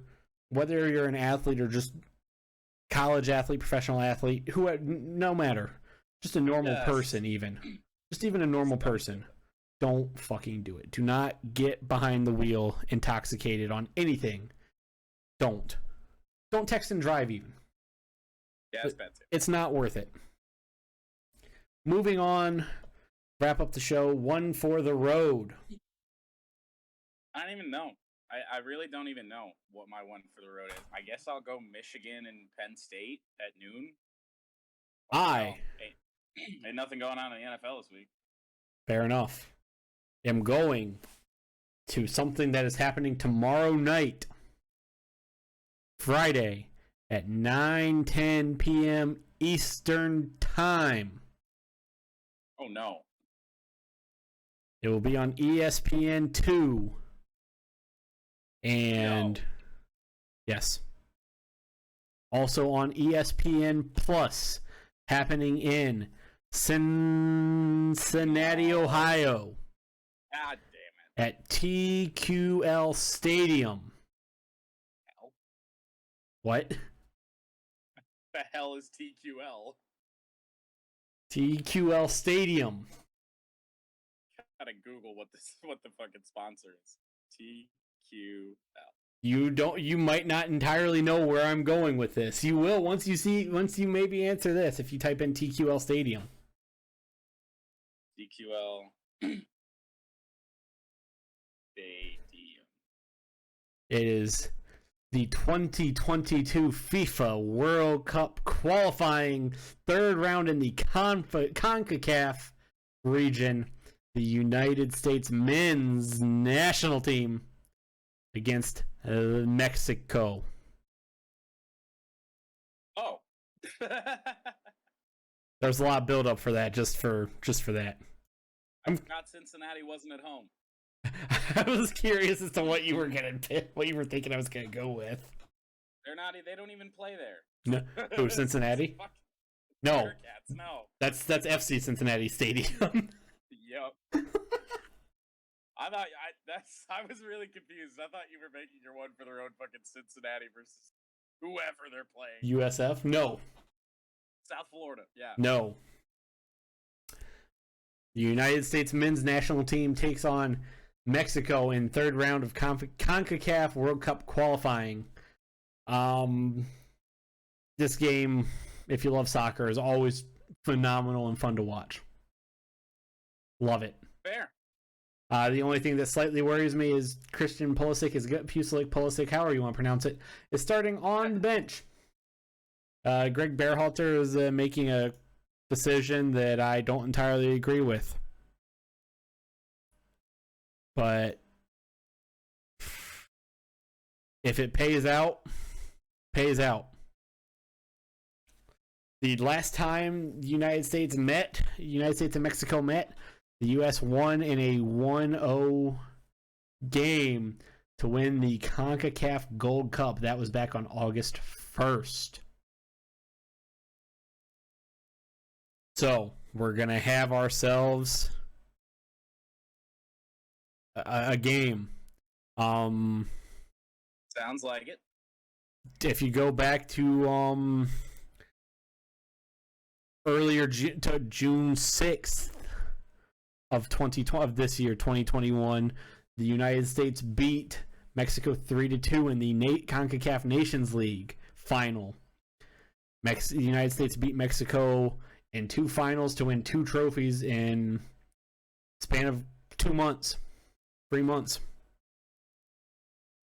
The U.S. still feels disrespected by Mexico. This game is always fun. I love it. That's my one for the road, not Cincinnati at USF. I was so confused. I heard in Cincinnati, and I'm like, what? And it's Friday as well. That's why I was so confused. I know.